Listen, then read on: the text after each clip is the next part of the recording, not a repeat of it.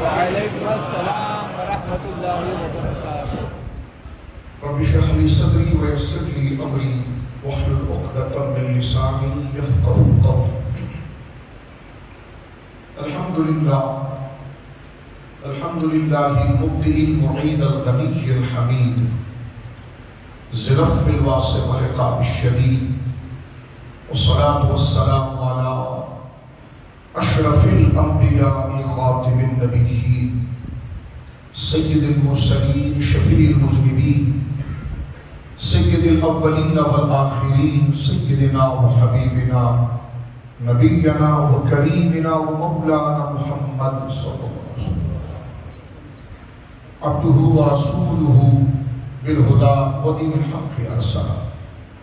أما بعد فأعوذ بالله من الشيطان الرجيم، بسم الله الرحمن الرحيم۔ ألا إن أولياء الله لا خوف عليهم ولا هم يحزنون الذين آمنوا وكانوا يتقون لهم البشرى في الحياة الدنيا وفي الآخرة لا تبديل لكلمات الله ذلك هو الفوز العظيم۔ آمنت بالله صدق الله العظيم۔ ببركته إن الله وملائكته يصلون على النبي يا أيها الذين آمنوا صلوا عليه وسلموا تسليما۔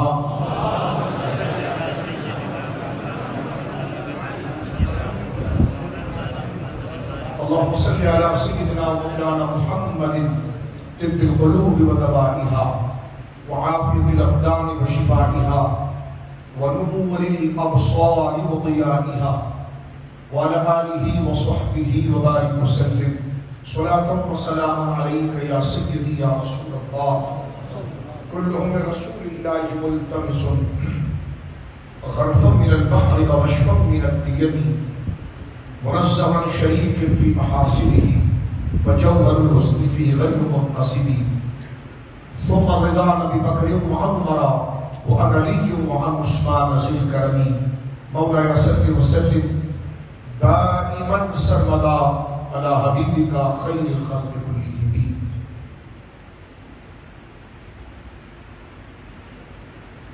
اللہ کی حمد و ثنا نبی محترم نبی معظم باعث تخلیق ارض و سما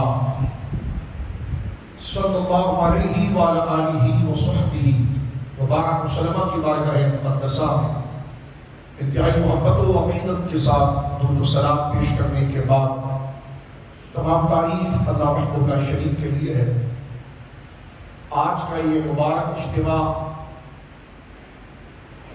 جو ساؤتھ افریقہ وینڈا کے اندر سرکار غریب نواز اور حضور سیدنا محبوب سمرہ رضی اللہ تعالی عنہما کے مقدس اور مبارک نام کے ساتھ اس مسجد شریف مسجد چشتیہ اشرفیہ میں الحمدللہ اہل محبت اہل اسلام اہل سنت نے آج قرآن و سنت کی روشنی میں اپنی زندگی کے مقصد کو جاننے کے لیے اور اپنے آپ کو اس راستے پر لگانے کے لیے کہ جو راستہ دنیا میں بھی کامیابی اور آخرت میں بھی کامیابی کا ہے وہ نبیین کا راستہ ہے، صدیقین کا راستہ ہے، شہداء کا راستہ ہے، صالحین کا راستہ ہے اور اولیاء کا راستہ ہے۔ میں صمیم قلب سے جامع مسجد چشتیہ اشرفیہ کے تمام ٹرسٹیز کا اور اس مسجد شریف کے تمام کمیٹی کے افراد کا، امام صاحب قبلہ دامت برکاتہ العالیہ کا، مؤذن صاحب کا، تمام مصلین جو اہل محبت یہاں موجود ہیں، میں تمام کا شکریہ ادا کرتا ہوں کہ اس آپ بزرگوں کی دعوت پر مجھ احکر کو اس مبارک علم کے گہوارے میں حاضری کا شرف حاصل ہوا اور ذکر مناقب آپ بزرگوں کے توسط سے میرے حصے میں آئی۔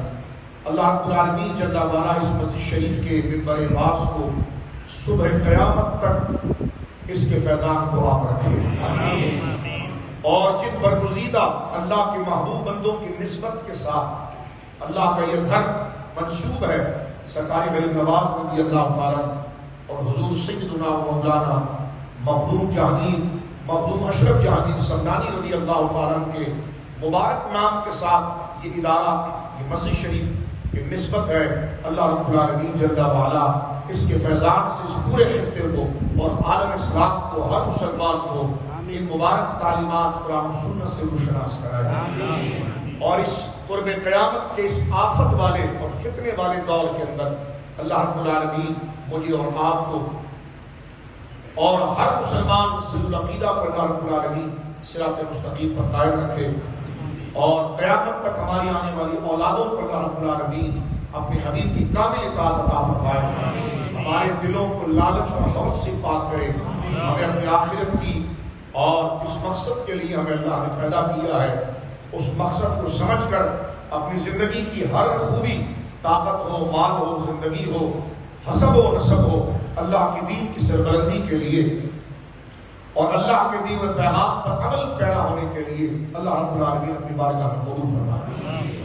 میں تمام حضرات کا بالخصوص جناب ہمارے بھائی عثمان صاحب کا، ان کے برادران کا، اور جتنے میرے اہل محبت بھائی یہاں پر بیٹھے ہیں، میں تمام کا میں مشکور ہوں۔ اللہ رب العالمین اسی طرح تمام اہل محبت کو اسلام کے پرچم کرے، اور اہل سنت کے سچے اور پاکیزہ عقیدے کے پرچم کرے، ہم بھائیوں کو اسی طرح جوڑ کر رکھیں۔ میرے دوست بزرگوں، آج کا جو عنوان ہے مجھے جس پر حکم دیا گیا وہ ہے تذکرہ اولیاء۔ میں اس کو دو حصوں میں رکھنا چاہوں گا۔ پہلی بات تو یہ ہے کہ اولیاء کرام کی قدر، ان کا مقام، ان کی عظمت اللہ رب العالمین جل وعلا نے اپنے کلام میں کیسے بیان کی، اور قرآن مجید میں جو حضرات اولیاء کرام کی شان اور عظمت بیان ہوئی ہے وہ اس بات کی طرف واضح حکم اور اشارہ ہے کہ ہمیں ان سے محبت کرنی ہے، اور اس محبت کا اصل مقصد ہے کہ ہم پھر ان کے راستے کو اختیار کریں۔ اور دوسری بات یہ ہے کہ ان کی تعلیم کیا ہے، اور اولیاء کرام کے تذکرے کے اندر بنیادی چیز ہے کہ ان کی تعلیم کیا ہے۔ تو میں عرض کروں گا آپ حضرات سے بھی کہ بڑی بیداری کے ساتھ جو اللہ رب العالمین نے مجھے اور آپ کو اس زندگی کے اندر یہ مہلت دی ہے کہ میں اور آپ دین سمجھ سکیں قرآن سنت سے، تو اپنے آپ کو مکمل پریپیئر اور مکمل کنسنٹریٹ ہو کر ہم نے ان آیات کو، میں نے بھی اور آپ نے بھی، اور ان احادیث کو میں نے بھی اور آپ نے بھی سمجھنا ہے کہ اس نیت کے ساتھ کہ ہم اس سبق کو پوری زندگی یاد رکھیں۔ میرے دوست بزرگوں، سب سے پہلی بات تو یہ ہے، اگر سوال ہو، میں سوال و جواب میں بات کرتا ہوں تاکہ بچے سمجھ سکیں، کہ جامع مسجد غریب نواز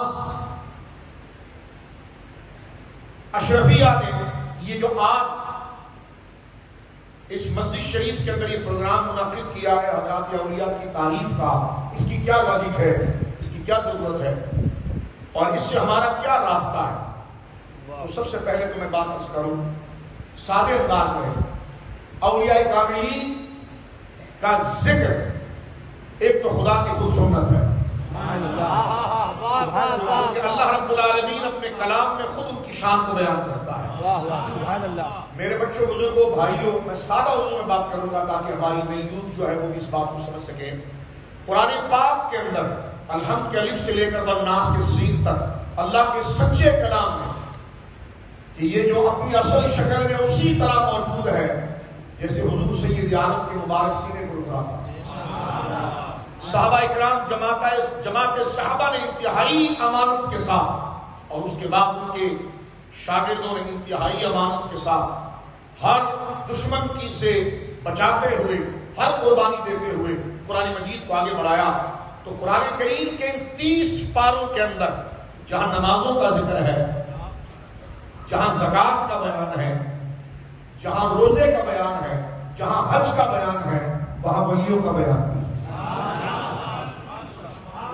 سنی الحمدللہ پورے قرآن کو مانتا ہے۔ کیا بات ہے، کیا بات ہے، واہ واہ واہ۔ وہ نماز والی آیات کو بھی مانتا ہے، ولیوں والی آیات کو بھی مانتا ہے۔ یہ نہیں ہو سکتا کہ صرف نماز والی آیات پڑھے اور ولیوں کے مقام کو چھوڑ دے، اور یہ بھی نہیں ہو سکتا کہ ولیوں کے مقام کو پڑھے لیکن ان کا جو اصل مقصد تھا عبادات کا اس کو چھوڑ دے۔ الحمدللہ سنی ان دونوں مقصد اور دونوں موضوع پر عمل کرنے والا ہے۔ یہ تو میں نے سمجھانے کا ایک رخ آپ کو بتایا۔ میرے بچوں بزرگوں دوستوں بڑے بھائیوں، اس کو اس انداز میں بھی سمجھا جا سکتا ہے کہ دین کے دو پہلو ہیں، اسلام اور دین اسلام جو دین کامل ہے، جس میں دین کامل سے مراد کیا ہے کہ ایک انسان کو اپنی زندگی گزارنے کے لیے جو ضرورت جو قانون چاہیے وہ تمام اللہ رب العالمین نے جس دین میں بیان کیا ہے وہ دین اسلام ہے۔ بعض دوستوں کو دیکھا گیا ہے وہ جذبات کے اندر کوئی خیر کا کام کرتے ہیں، مثلا غریب کو کھانا کھلا دیا، بہت اچھا بات، اچھی بات، بے سہارا بچیوں کی شادیاں کرا دی، بچوں کی تعلیم کا انتظام کر دیا، نیڈ پرسن کے لیے ان کی ضرورت کو مہیا کر دیا، کام اچھا ہے۔ لیکن جب وہ ادارہ فاؤنڈیشن یا کئی ویلفیئرز بناتے ہیں تو اکثر آپ نے دیکھا ہوگا وہ اپنے آپ کو نیوٹرل رکھنے کے لیے ایک جملہ ایک سلوگن چلاتے ہیں، میرا دین تو انسانیت ہے۔ یہ اکثر آپ نے دیکھا ہوگا، یہ بات ہمارے وہاں فیشن میں چل رہی ہوتی ہے کہ بھائی میرا دین تو انسانیت ہے، بھائی میرا دین تو انسانیت ہے، میرا دین تو انسانیت ہے۔ یہ سنا نا آپ نے؟ تو سن لو، دین انسانیت نہیں ہوتا، دین اسلام ہوتا ہے۔ جس نے انسانیت سکھائی ہے، جس نے انسانیت کا حق بتایا، اس نعرے کو قبول نہیں کرنا ہے، بلکہ یہ نعرے کے ساتھ ظلم ہے۔ یہ کہنا کہ میرا دین انسانیت ہے، وہ بندہ انسانوں کا خلیفہ نہیں ہو سکتا، اس لیے کہ جب تک اس کو انسان کی خدمت کا طریقہ نہ آئے تو جس رب نے انسان کو پیدا کیا اور ایک انسان کو مال دیا کہ وہ دوسرے غریب انسان کی مدد کرے، تو یہ ضابطہ جس رب نے بیان کیا ہے، یہ قانون جس رب نے بیان کیا ہے، تو جب تک انسان کی خدمت کے قانون کو نہ سمجھا جائے، طریقے کو نہ سمجھا جائے، تو انسانیت کی خدمت نہیں ہو سکتی۔ اور وہ طریقہ، وہ ضابطہ، وہ قانون اسلام۔ پہلا یہ پیغام اور میرا میسج میں اپنے بچوں کو عرض کرنا چاہتا ہوں جو خود اسکول پڑھ رہے ہیں، کالج پڑھ رہے ہیں، یونیورسٹی پڑھ رہے ہیں، مدرسے پڑھ رہے ہیں، ان بچوں کو میں یہ میسج دینا چاہتا ہوں، اپنے بڑے بھائیوں کو اور پردے میں میری بڑی بہنیں، مائیں، بیٹیاں جو ہیں، ان کو بتانا چاہتا ہوں کہ اپنے بچوں کو یہ سکھائیے کہ دین انسانیت نہیں ہوتا، دین اسلام ہوتا ہے جو انسانیت کی خدمت سکھاتا ہے۔ اگر ذہن میں سوال آ جائے تو میں آگے بڑھنا چاہتا ہوں، کیونکہ آپ نے تذکرہ اولیاء کہا ہے، تو پھر اولیاء کی فکر یہ ہوتی ہے کہ بندے کی فکر اور طبیعت سب کو اسلام کی طرف لے کر آئے، اس کی بولی بھی اسلام والی ہو، اس کی سوچ بھی اسلام۔ یہ مقصد ہوتا ہے پیر کا، یہ مقصد ہوتا ہے اولیاء کا، کیونکہ اولیاء دین کو ریپریزنٹ کرتے ہیں، وہ اللہ کے دوست ہوتے ہیں۔ تو جو اللہ کا دوست ہوتا ہے وہ اللہ کے پسند کے کام کرتا ہے۔ جس چیز کو رب نہیں پسند کرتا اس کو ولی کبھی پسند نہیں کرے گا، جس سے رب نفرت کرے گا اس سے ولی نفرت کرے گا، اور جس سے رب محبت کرے گا اس سے ولی محبت کرے گا۔ بلکہ یوں سمجھ لیجیے رب کس سے محبت کرتا ہے یہ ولی کے ذریعے پتا چلے گا، اور رب کس سے نفرت کرتا ہے یہ ولی کے ذریعے پتا چلے گا۔ اگر کوئی یونیفارم پہن کر اولیاء کا غیر شرعی کام کرے اور اللہ کے دشمنوں کو آزاد چھوڑ دے تو وہ خدا کا دوست نہیں ہے، وہ فرانی ہے۔ اس لیے کہ جو اللہ کا دوست وہ ہے جس کو غصہ بھی اللہ کے لیے آتا ہے اور پیار بھی اللہ ہے۔ میں آگے بڑھ جانا چاہتا ہوں، یہ بات سمجھ لیجیے، آپ آواز سب تک صحیح پہنچ گئی؟ اب سنیے، آپ کے جذبے کو سلام کرتا ہوں میں۔ تو دین جو ہے وہ انسانیت نہیں، دین اسلام ہے، جو انسانیت سکھاتا ہے، جو انسان کی خدمت سکھاتا ہے۔ میں کہ کیوں؟ میں نے کہا چلیے آپ بتائیے، آپ فاؤنڈیشن چلا رہے ہیں؟ جی۔ آپ ٹرسٹ چلا رہے ہیں؟ جی۔ آپ ویلفیئر چلا رہے ہیں؟ جی۔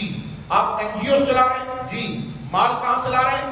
فلاں حاجی صاحب نے زکات دی، فلاں بزرگوں نے، فلاں حاجی صاحب نے، عبداللہ بھائی نے، عبدالرحمان بھائی نے زکات دی، صدقہ دی، وہ پیسہ ہمارے پاس جمع ہوا، ہم نے خرچ کیا۔ میں نے کہا پیسہ دینے والے کون ہیں؟ اللہ کے بندے، اہل ایمان، جو زکات دے رہے ہیں دین کے نام پر، صدقہ دے رہے ہیں دین کے نام پر، اپنے رب کی رضا کے لیے دے رہے ہیں، اور تو اس کو سلوگن وہ لگا رہا ہے جو رب کے خلاف ہے۔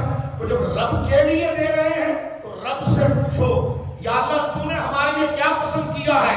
تو اللہ فرماتا ہے الیوم اکملت لکم دینکم واتممت علیکم نعمتی ورضیت لکم الاسلام دینا. میں نے تمہارے دین کو تم پر مکمل کر دیا ہے اور شریعت اور تعلیم کی نعمت کو مکمل کر دیا ہے. وَرَضِيتُ لَكُمُ الْإِسْلَامَ دِينًا اور میں نے اپنے بندوں کے لیے جو دین پسند کیا ہے وہ اسلام ہے. کیا بات ہے. میں نے کہا جو بندے زکات دے رہے ہیں اللہ کے لیے تو اللہ کے نزدیک جو دین ہے وہ پسندیدہ اسلام ہے. رَضِيتُ لَكُمُ الْإِسْلَامَ دِينًا. اللہ فرماتا میں نے اپنے بندوں کے لیے جو دین پسند کیا ہے وہ کیا ہے؟ اسلام. رَضِيتُ لَكُمُ الْإِسْلَامَ دِينًا. تو لہٰذا جو حاجی صاحب زکات دے رہے ہیں وہ تو اللہ کے نام پر دے رہے ہیں, اور تو جو پین فلیکس اور بورڈ لگا رہا ہے وہ قرآن کے خلاف لگا رہا ہے. توجہ ہے. اب آگے بڑھ جانا چاہتے ہیں میرے دوستوں بزرگوں. لہذا اب دین اسلام پر جمے کیسے؟ اولیاء کا ذکر یہ ہمارے اندر وہ طاقت پیدا کرتا ہے, یہ وہ احساس پیدا کرتا ہے, یہ وہ شوق پیدا کرتا ہے کہ رب کی نافرمانی کے خیالات سب دل سے نکل جاتے ہیں. اولیاء کا ذکر سن کر رب کی عبادت کا شوق پیدا ہو جاتا ہے. مجھے بتا جو کریم نواز کا نام آتا ہے تو فوراً دل نماز پڑھنے کو نہیں کہتا. جب سرکار مخدوم سمنا کا ذکر آتا ہے تو بندے کے اندر شریعت پر پابندی کا جذبہ نہیں کرتا. جب بندے کو غوث اعظم کا نام ذہن میں آتا ہے تو اس کا دل مسجدوں کی طرف نہیں آتا. پتا چلا اولیاء کی یاد بندے کو شریعت کی طرف لاتی ہے. ان کا ذکر اس لیے ضروری ہے کہ کبھی شیطان ہمیں ورغلا کر وسوسہ دلا کر شریعت سے ہٹا رہا ہو تو غوث اعظم کا ذکر ہو, غریب نواز کا ذکر ہو, مخدوم سمنا کا ذکر ہو, ان کا ذکر پھر ہمیں بتاتا ہے کہ تو ہے کس کا اور چل کہاں پر رہا ہے. ایک بات تو یہ ہے, اس لیے اپنے آپ کو اس حلقے کے اندر رکھنا ضروری ہے, کیونکہ دل کو رسول اللہ نے فرمایا ہے کہ دل کو عربی زبان میں کہتے ہیں قلب, اور حضور نے ارشاد فرمایا کہ انسان کے سینے کے اندر ایک گوشت کا لوتھڑا ہے. اذا صلحت جسد کلہ واذا فسدت جسد کلہ الا وہی القلب. حضور فرماتے ہیں انسان کے سینے میں ایک گوشت کا ٹکڑا ہے, اگر وہ ٹھیک ہے تو سارا بدن ٹھیک ہے, اور اگر وہ خراب ہو گیا تو سارا بدن خراب ہو گیا. الا وہی القلب, خبردار وہ دل ہے. دل کی صلاح, کیونکہ دل جو ہے وہ ارادہ رکھتا ہے, ایک نیت رکھتا ہے. دل پورے بدن کا بادشاہ ہے.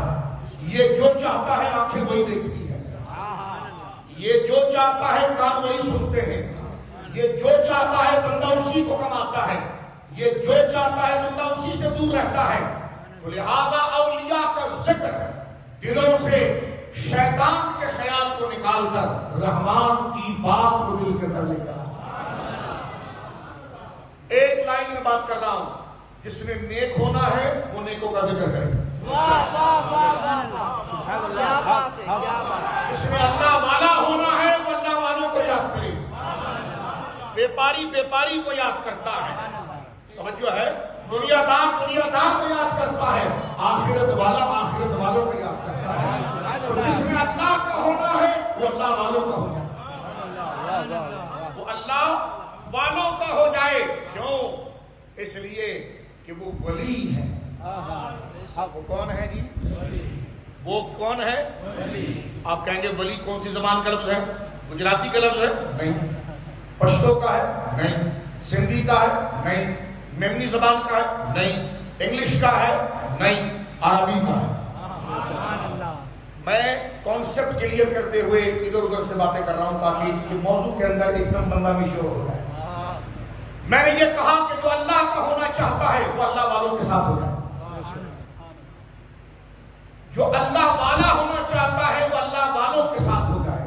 جو نیک بننا چاہتا ہے تو نیکوں کا ذکر شروع کر دے, کیونکہ جس کا ذکر کرے گا اس کو سوچے گا, جس کا ذکر کرے گا اسی کے پیچھے چلے گا.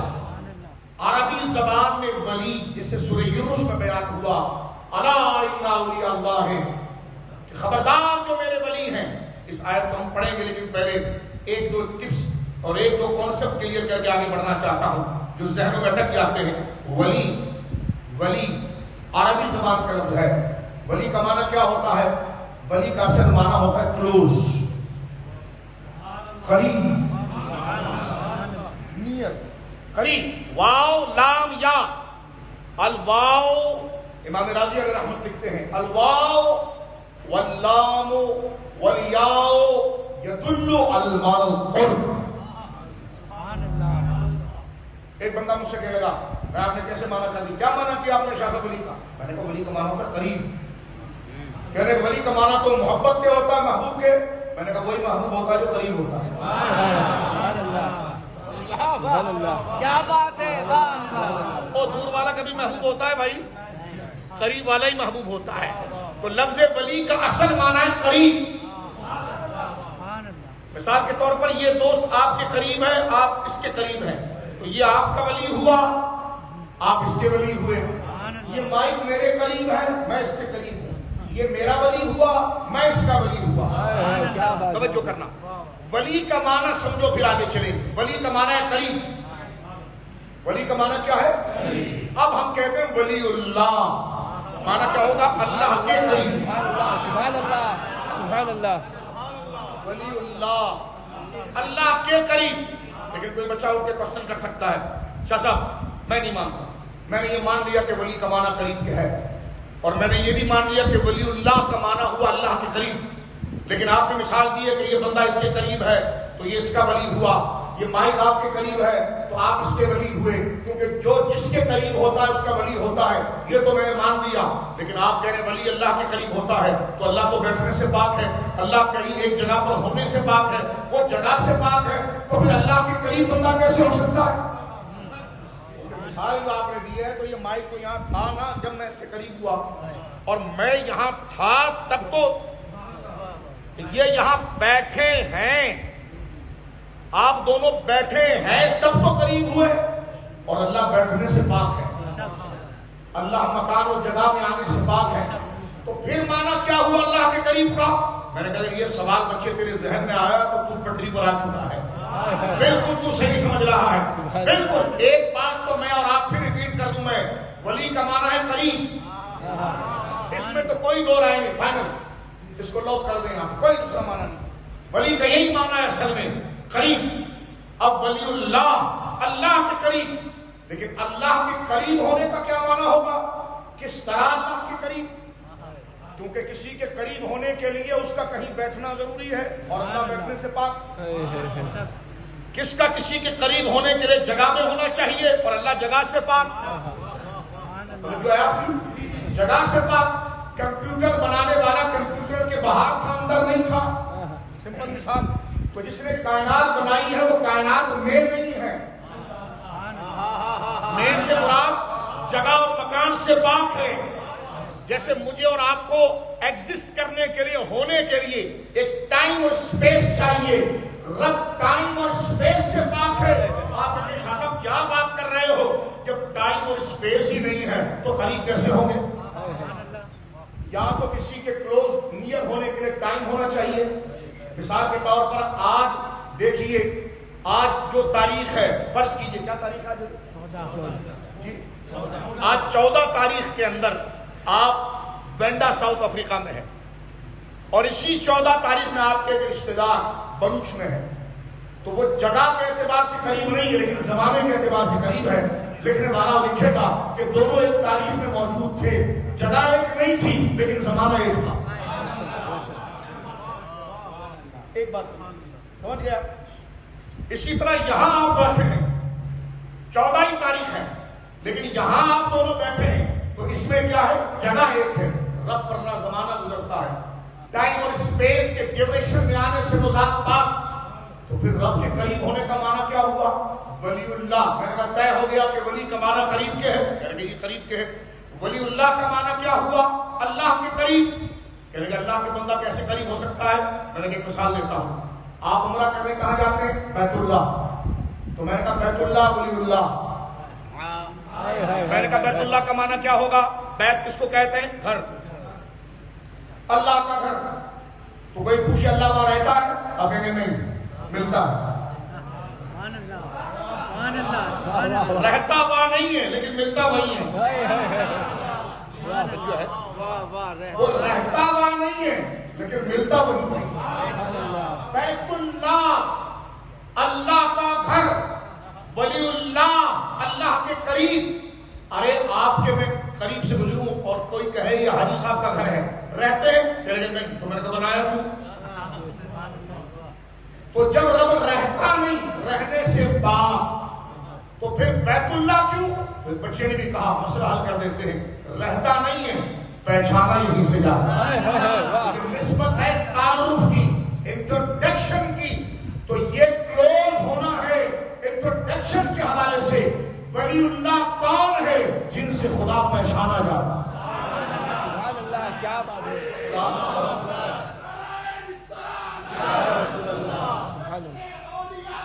تو کون ہے ولی جس سے خدا پہچانا جاتا ہے.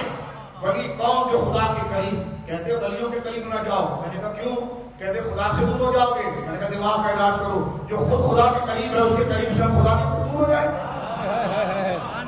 تو ولی اللہ کا معنی ہے خدا کے قریب. تین باتیں ہو گئی. قرآن کی آیت کی طرف جا رہا ہوں میں بھی. ولی کا معنی قریب, اللہ کے قریب یعنی اللہ کا پتہ یہیں سے ملے گا. اللہ دیکھے جانے سے پاک لیکن اس کے جلوے اسی میں نظر آئے. جو ہے اللہ چھوئے جانے سے پاک لیکن اس کا کرم یہیں سے ظاہر. توجہ ہے آپ کی. اللہ کو سامنے دیکھنے سے وہ پاک لیکن اس کی مہربانی اور شفقت کا اظہار اسی سے ہوگا کہ خدا خدا کا یہی ہے کر. کوئی اور مفر نہ کوئی مفر جو وہاں سے ہو, یہی آ کے ہو جو یہاں نہیں ہو. اس بات کو میں آہستہ سے عرض کر دیتا ہوں کہ ولیوں کے ذکر کی ضرورت کیوں ہے. اس لیے کہ ان کا ذکر دل کو طاقت دیتا ہے. ان کا ذکر, اولیاء کی تاریخ, ان کے واقعات, توجہ سے سنیے, ان کے واقعات, ان کے حالات. بہت ضروری سوال حل کر رہے ہیں. اولیاء کا ذکر, ان کے واقعات, ان کے حالات دلوں کو اللہ کے قریب کرتے ہیں. کہ یہ کہاں لکھا؟ میں نے کہا قرآن میں لکھا. سنیے میرے دوستوں, سورہ ہود. نبی پاک صلی اللہ علیہ وسلم نے جب مکہ کے اندر اللہ کی وحدانیت کو بیان کیا کہ اللہ ایک ہے, اس کا کوئی شریک نہیں, مشرکین سامنے سے جھگڑا کرنے والے آ گئے, دشمنان اسلام کھڑے ہو گئے.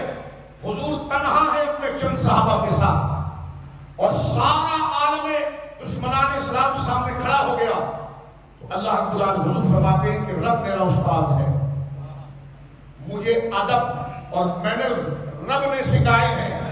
اب جب پورا مکہ حضور کے خلاف, سرکار تنہا اپنے چند صحابہ کے ساتھ اور سارا مکہ سامنے ڈنڈا لاٹھی سوٹے لے کر کھڑے ہیں, حضور کو شہید کرنا چاہتے ہیں, صحابہ کو مارنا چاہتے ہیں, تو رب نے قرآن کی آیت اتارنا شروع کی. محبوب موسیٰ کے ساتھ ایسا ہوا تھا تو موسیٰ نے یہ جواب دیا تھا, موسیٰ کی یہ شان تھی. محبوب ابراہیم کے ساتھ یہ ہوا تھا تو ابراہیم نے یہ کیا تھا اور ابراہیم کی شان یہ تھی. محبوب یحییٰ کا ذکر ایسا ہوا, محبوب ہم نے عیسیٰ کو یہ شان عطا فرمائی, ہم مسیح عیسیٰ کو یہ شان عطا فرمائی. سارے نبیوں کا ذکر خدا نے قرآن میں کیا. یا اللہ وہ تو گزر گئے, ان کا ذکر ابھی کیوں؟ وہ تو گزر گئے, ابھی ان کا ذکر کیوں؟ تو قرآن جواب دیتا ہے وَكُلًّا نَقُصُّ عَلَيْكَ مِنْ أَنْبَاءِ الرُّسُلِ. حبیب ہم سب نبیوں کے قصے تجھے سنائیں گے. آج یہاں پر بیٹھ کر نبیوں کے قصے سن رہے ہیں. اب اس قصے سننے کا فائدہ کیا ہوتا ہے؟ اللہ فرماتا ہے وَكُلًّا نَقُصُّ. حبیب تمام کا قصہ ہم سنائیں گے, تمام کے واقعات ہم سنائیں گے. موسیٰ کے ساتھ کیا ہوا, موسیٰ کی شان کیا تھی. نوح کے ساتھ کیا ہوا, نوح کی شان کیا تھی. ادریس کے ساتھ کیا ہوا, اس کی شان کیا تھی. حضرت ذوالکفل کے ساتھ کیا ہوا, حضرت عیسیٰ کے ساتھ کیا ہوا. فرمایا وَكُلًّا نَقُصُّ عَلَيْكَ مِنْ أَنْبَاءِ الرُّسُلِ. حبیب ہم ہر نبی کا قصہ تجھے سنائیں گے. کیوں میرے مولا؟ فرمایا لِنُثَبِّتَ بِهِ فُؤَادَكَ. ان کے قصے کو سن کر تیرے دل کے اندر یقین اور مضبوط ہو جائے. کیا بات ہے. یہاں سے مسئلہ ہو رہا ہے میرے بچوں کو.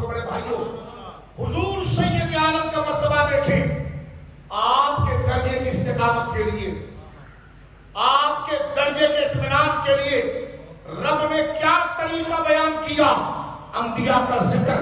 یہاں سے علماء نے لکھا جس کا دل اسلام میں متزلزل ہو جائے اور دنیا کی طرف جائے وہ اس آیت پر غور کرے کہ سرکار کے اپنے درجے کی استقامت کے لیے اور دین کی تبلیغ میں مضبوط ہونے کے لیے خدا نے کیا ادب کا طریقہ تربیت دی تھی. وہ انبیاء کا ذکر تھا. فرمایا قیامت تک جو مسلمان حالات اور دنیا کا شکار بن رہا ہو اور وہ چاہے کہ میں دین پر آؤں، وہ پہلی فرصت میں اپنے اندر جو طاقت منتقل کرے وہ اللہ والوں کا ذکر لے آئے.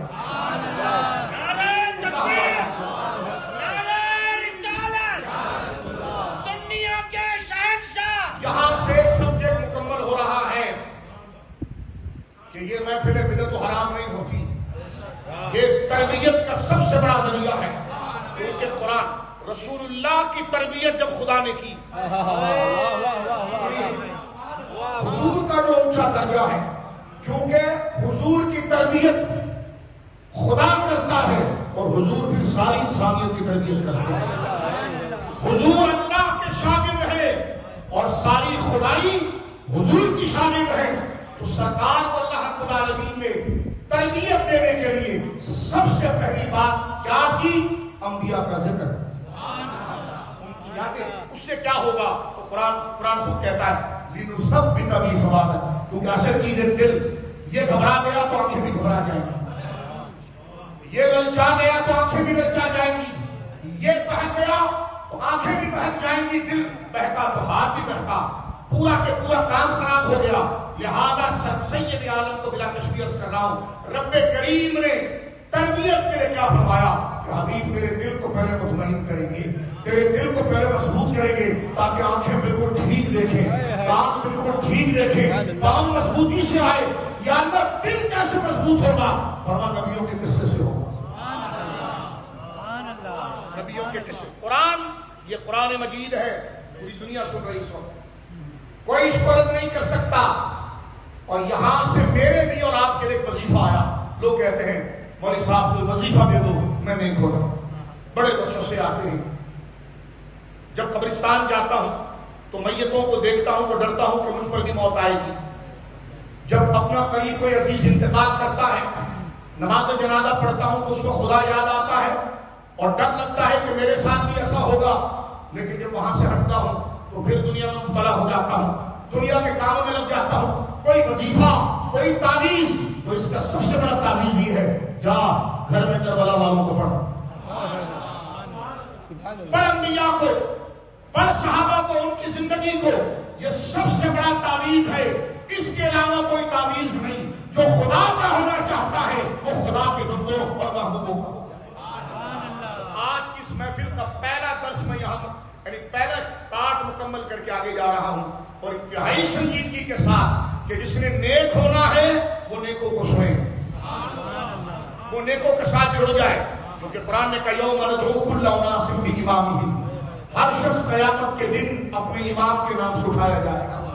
جس کو وہ فالو کرتا تھا، جس کو دنیا میں وہ چاہتا تھا، توجہ ہے آپ کی، جس کو دنیا میں وہ چاہتا تھا. پہلی بات یہ ہو گئی میرے دوستوں بزرگوں کہ اللہ کے ولیوں کا ذکر دلوں میں خدا کے نور کو لاتا ہے، اللہ کی یاد کو لاتا ہے. پہلی اس کی وجہ یہ ہے. دوسری بات میرے دوستوں بزرگوں ذرا توجہ کے ساتھ سنیے. دوسری بات یہ ہے شیطان سب سے پہلا حملہ مجھ پر اور آپ پر کیا کرے گا؟ یوں سمجھ لیجیے کہ میں 10 گھنٹے کو اگر سمیٹ کر سکڑ کر تھوڑی دیر میں ٹو دا پوائنٹ آیت پڑھوں تو وہ پڑھنے جا رہا ہوں آپ کے ساتھ. شیطان کبھی نہیں چاہے گا کہ میں اور آپ اسلام پر رہیں. شیطان کبھی نہیں چاہے گا، یہ میں تقریر الفاظی نہیں کر رہا ہوں، یہ پریکٹیکل بات کر رہا ہوں آپ سے. شیطان کبھی نہیں چاہے گا کہ آپ کے دل میں اللہ کی یاد ہو. شیطان کبھی نہیں چاہے گا کہ آپ کے ذہنوں کے اندر اسلام کی محبت اور دین کی یاد ہو. شیطان مسجدوں کو بھلائے گا، قرآن کو بھلائے گا، دین کو بھلائے گا، خدا کو بھلائے گا، دنیا کے کاموں میں لگائے گا. اور شیطان کا حربہ کیا ہوتا ہے؟ یار اتنے بڑا تم نے بنگلہ بنایا ہے تو بھی کبھی مر سکتا ہے. اپنی باڈی دیکھ، اپنے بیٹوں کو دیکھ، تیرے 4 بیٹے 2 بیٹے 10 بیٹے، اتنا بڑا کاروبار تو میں دیکھ، آئینے میں کھڑے ہو کر دیکھ تو کتنا بڑا جوان ہے، بھلا تو بھی مر سکتا ہے. یہ بڑا دھوکہ ہے، یہ بڑا دھوکہ ہے. وہ کہتا ہے اتنا بڑا مقام تو نے بنا لیا، بھلا اس کو چھوڑ کے تو کیسے جائے گا؟ شیطان کا پہلا حملہ کیا ہوتا ہے کہ بندے کا دل اللہ کی طرف نہ آئے، بندے کا دل نماز کی طرف نہ آئے، بندے کا دل حج کی طرف نہ آئے، بندے کا دل نیک لوگوں کی طرف نہ آئے، بندے کا دل ماں باپ کی فرمان برداری کی طرف نہ آئے، بندے کا دل سچ بولنے کی طرف نہ آئے، بندے کا دل لا الہ الا اللہ پڑھنے کے لیے نہ آئے، کیونکہ اگر یہ سارے کام کرے گا وہ جنتی ہو جائے گا۔ آپ کہیں گے شاہ صاحب پھر وہ کس چیز سے بندے کو ان سارے نیک کاموں سے جو روکتا ہے وہ کیا ہے؟ شیطان کا سب سے پہلا وسوسہ، میں پھر عرض کر رہا ہوں، نیک بننے کے لیے اب تک جو ہم نے بات کی ہے، نیک بننے کے لیے اولیاء کے قریب ہونا پڑتا ہے، اللہ والوں کے قریب ہونا پڑتا ہے، ان کی عظمت و شان کو قبول کرنا پڑتا ہے جو اللہ نے دی ہے، تاکہ ہمارا دل ان کی طرف جائے، اور انہی کا ذکر، انہی کے ساتھ جڑنا یہ دین کی اصل ہے۔ تو شیطان اس راستے سے روکتے ہوئے کیا حملہ کرے گا؟ کیا تو نے ان کو اتنی عزت دی بھائی، سب انسان برابر ہے؟ یہ شیطان کا پہلا حملہ ہوتا ہے، سن لیجیے آپ، او یار سب برابر ہے، وہ بھی انسان تھے ہم بھی انسان ہیں، فرق یہ ہے کہ وہ تھوڑے پہلے گزر گئے ہم بعد میں آئے۔ اب آپ دیکھیں جتنے لوگ قرآن پڑھنے کے باوجود ولیوں کے خلاف ہوئے، جماعتیں نکالنے کے باوجود ولیوں کے خلاف ہوئے، اس کی وجہ کیا ہے؟ شیطان نے یہ سوال ذہن میں ڈالا، ایسی بس یہ اہل سنت ولیوں کا ذکر کرتے ہیں، سب انسان ہیں جی، سب برابر ہے۔ سنو میرے بچوں بھائیوں، سب کو برابر سمجھنا، اللہ کے سارے بندوں کو برابر سمجھنا، یہ شیطان کا سب سے پہلا حملہ ہے، اور اس کا جواب یہ ہے کہ سب برابر نہیں، سب برابر سب برابر، کچھ محبوب ہیں اس کی بارگاہ میں اور کچھ اس کی بارگاہ سے رد کیے ہوئے ہیں، تو جو رد کیے ہوئے ہیں، بھگائے ہوئے ہیں، ان کے پیچھے نہ چلنا، ان کے پیچھے چلنا جو اس کی بارگاہ کے اندر محبوب ہو گئے۔ اس لیے آپ دیکھیے، ایک بندہ میرے پاس آیا، کہ لگا یہ کیا، ابھی آپ کو سمجھ میں آئے گا کیا کہنا چاہ رہا ہوں، یار یہ کیا بات ہے، اس قبرستان میں 1000 قبریں ہیں، 1000 قبریں، 999 قبر کے اوپر گنبد نہیں ہے، اور آپ نے ایک قبر کے اوپر بانا ہے، بھائی تو سب مٹی ہے، سب ایک جیسے ہیں؟ تو میں نے کہا سب ایک جیسے نہیں ہیں، کہتے ہیں یہ تو ساری قبریں ہیں، سب انسان ہیں۔ میں نے کہا قبر کو نہیں دیکھتے پتر، اندر جو بادشاہ آرام کر رہا ہے اس کو جو مزاروں کے خلاف ہوا اس کو یہی فہم ہو لگا، یہی غلطی ہوئی، یہی غلطی ابو جہل کو لگی تھی، سب برابر ہیں، ان پر وہی آتی تو مجھ پر کیوں نہیں آتی؟ سب کو ایک جیسا سمجھنا یہ ابلیس کا پہلا حملہ ہے، اور فرق کرنا کہ کون اللہ والا ہے کون اللہ سے دور ہے، یہ ایمان کا سب سے پہلا جواب ہے۔ اب آئیے میں قرآن کی طرف چلتا ہوں میرے دوستوں بزرگوں، یہ مقدمہ جب میں نے آپ کو سمجھا دیا اور اس بات کو سمجھ رہا، اب آپ دیکھیے جب بھی آپ اللہ کے محبوبوں کو اپنے سے الگ اور اونچا سمجھیں گے نا تو خود الگ کرنے لگ جائیں گے، اور جہاں اس کو اپنی طرح سمجھیں گے تو ان کی قدر کو بھول جائیں گے۔ یہی خطرہ شیطان اور ابلیس کو لگا تھا کہ وہ حضرت آدم کی نسبت نہیں دیکھ رہا تھا، کہنے لگا یہ کیا بات ہے، مٹی کو اوپر سے پھینکو تو نیچے جاتی ہے، آگ کو نیچے جلاؤ تو اوپر جاتی ہے، لہذا میں اس سے الگ ہوں، اس کی کیا نسبت ہے؟ لیکن حضرت جبرائیل نے حضرت آدم کے ظاہر کو نہیں دیکھا، نسبت کو دیکھا کہ یہ خدا کی بارگاہ میں چنے ہوئے۔ ایک بات تو سن لیجیے، اللہ کا ولی آپ کے درمیان ہوگا، لیکن آپ اس کا اندازہ اس سے نہیں لگانا کہ وہ ہماری طرح انسان ہے، بلکہ یہ دیکھنا کہ اس کی منزلت اور عزت اللہ کی بارگاہ میں۔ میں ایک دفعہ عمرے پر گیا تو ایک صفا مروہ جو ہے نا، صفا مروہ جو طواف کرنے کے بعد صفا مروہ کرتے ہیں، تو وہاں ایک مجھے مولوی صاحب نظر آئے اور وہ بڑے پریشان تھے، مجھے انہوں نے کہیں ٹی وی پر دیکھا تھا تو مجھے کہنے کہ میری بات سنو گے؟ میں نے کہا کیا؟ کہنے کہ یار میں طواف کر چکا ہوں اور صفا مروہ میں چلنا چاہتا ہوں، تو آپ مجھے بتا سکتے ہیں صفا مروہ کہاں ہے؟ میں نے کہا یہی تو آپ کے سر کے اوپر بورڈ لگا ہے صفا کا، دیکھیں، اور وہ مروہ کا بورڈ لگا ہے۔ اور سارے مسلمان آ رہے جا رہے ہیں تو آپ بھی صفا مروا کریں. وہ چپ. میں نے کہا پریشان کیوں ہیں, بتا دے دل کی بات کیا ہے. کہ لگے یار قرآن میں موجود ہے ان الصفا والمروہ من شعائر اللہ, کہ صفا اور مروہ اللہ کی نشانی ہے, اللہ کی نشانی. اور یہ اتنا چھوٹا سے مٹی کا ٹیلا. اوہو, میں نے کہا غلطی یہاں سے لگی. میں نے کہا آپ کیا سمجھ رہے تھے یہاں پر K2 یا ایورسٹ آنا چاہیے تھا. توجہ ہے. وہ کہہ رہے ہیں اس کو میں صفا مروہ کیسے مانوں جس کو اللہ اپنی نشانی کہہ رہا ہے. تو اللہ اتنا عظیم ہے, اس کی نشانی بھی نہیں سی. تو میں نے کہا یہ غلطی ابلیس کو لگی تھی.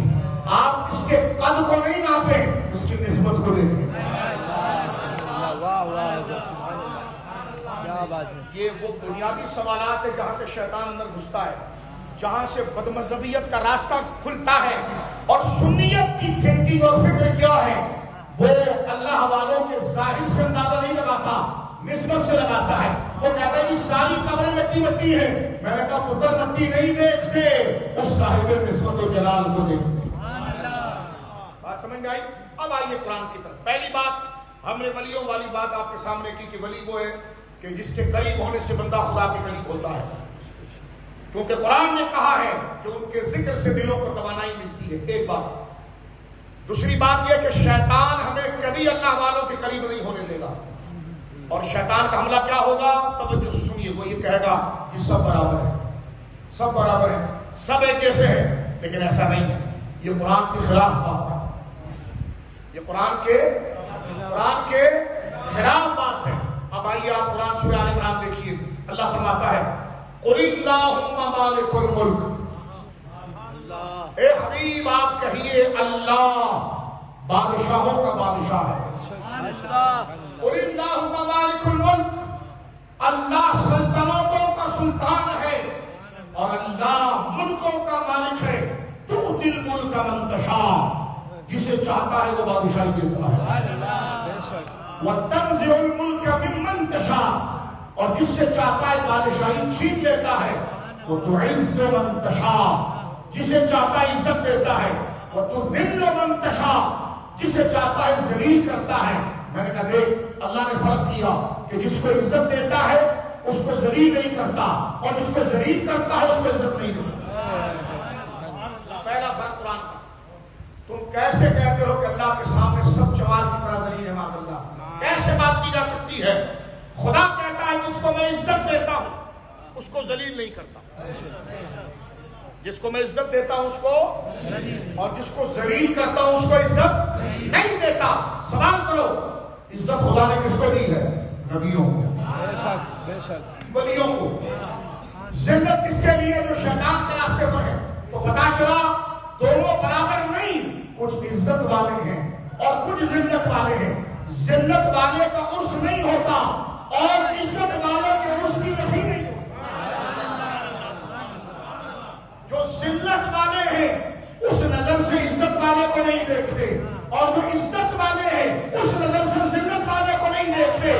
یہ اہل سنت کا نہار ہے. جس نظر سے یہ ولی کو دیکھتا ہے اس نظر سے شیطان کو نہیں دیکھتا, اور جس نظر سے شیطان کو دیکھتا ہے اس نظر سے ولیوں کو نہیں دیکھتا. قرآن نے کیا کہا؟ قرآن مجید نے کہا جسے ہم عزت دیتے ہیں اسے ذلیل نہیں کرتے. واضح ہو گئی بات. دوسری آیت کی طرف آئیے. میں جلدی سے بات بول لیتا ہوں. سورۃ النحل, سورہ آل عمران کے بعد سورۃ النحل آیت نمبر 75. یہ بات بڑی تسلی سے سنے میرے بھائی اور بہن. یہ کہنا یار سب برابر ہے, یہ کتنا آسان انداز میں لوگ بات کر دیتے ہیں. میرے بچوں ذرا سنو غور سے. او یار تم کیا غوث پاک کا ذکر کر رہے ہو؟ لوگ تو دنیا سے جاتے رہتے ہیں, یہ کیا غریب نواز کا ذکر؟ بھائی سب برابر ہیں. پھر سنیے میں ٹھہر کے کہہ رہا ہوں, یہ کہنا کہ سب برابر ہیں یہ جملہ خدا کو اتنا ناراض کرتا ہے. لوگ سمجھتے ہیں شاید سب کو برابر کہنے سے توحید قائم ہوتی ہے. میں کہتا ہوں قرآن پڑھ کر دیکھو, سب کو برابر کہنا یہ خدا کی بارگاہ میں سب سے بڑا کفر ہے اور اللہ کو ناراض کرتا ہے. آپ کہیں گے کہاں لکھا ہے؟ سمپل انداز میں سنیے. کہاں لکھا ہے؟ سورۃ النحل, سورۃ النحل آیت نمبر 75. اللہ فرماتا ہے اللہ یہ چاہتا ہے کہ لوگ میرے ولیوں سے دور نہ ہوں. اور سے سنیے پھر آیت کا ترجمہ آپ کو سمجھ میں آئے گا. رب یہ چاہتا ہے, رب کی چاہت یہ ہے کہ میں اپنے ولیوں کی شان بیان کروں تاکہ لوگ اس کو پہچانیں اور ان کو پہچان کر شیطان سے ہٹ کر ان کے پاس آئے. جو ہے آپ کی اور کر رہے ہیں آپ.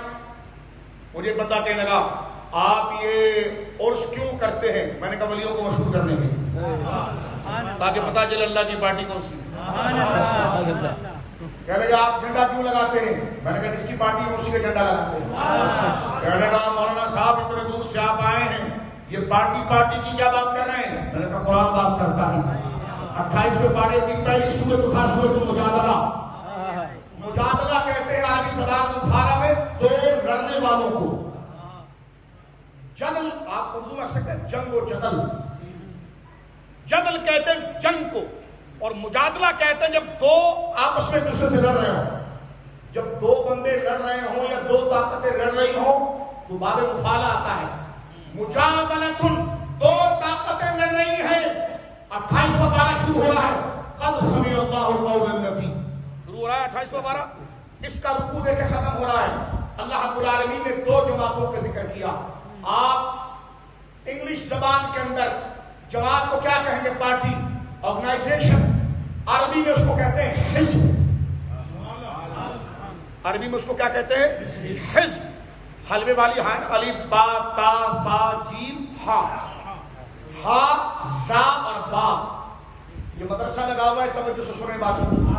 وہ ضروری باتیں بیان کر رہا ہوں کہ جو اسلام کی دیواریں ہیں, بندہ گھر میں دولت بچانے کے لیے باہر دیواریں لگاتا ہے, الیکٹرک کے تار لگاتا ہے. تو جس کو چاہیے کہ دل کے اندر شیطان نہ آئے وہ اس دیواروں کو سمجھے گا.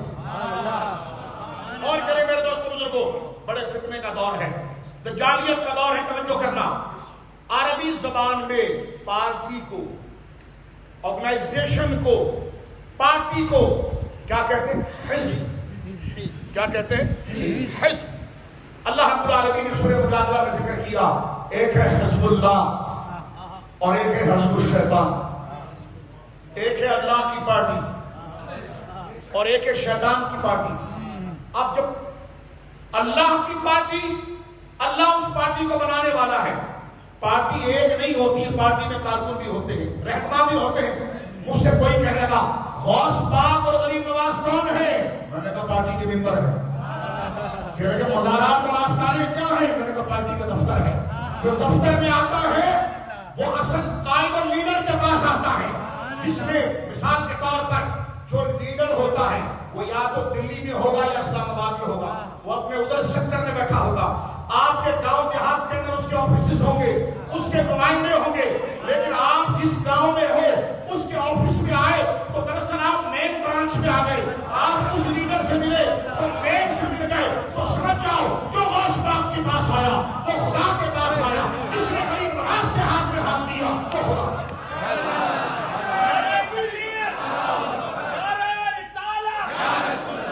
میں سمپل انداز میں قرآن کو ایکسپلین کر رہا ہوں اور اس ضمانت کے ساتھ پیش کر رہا ہوں.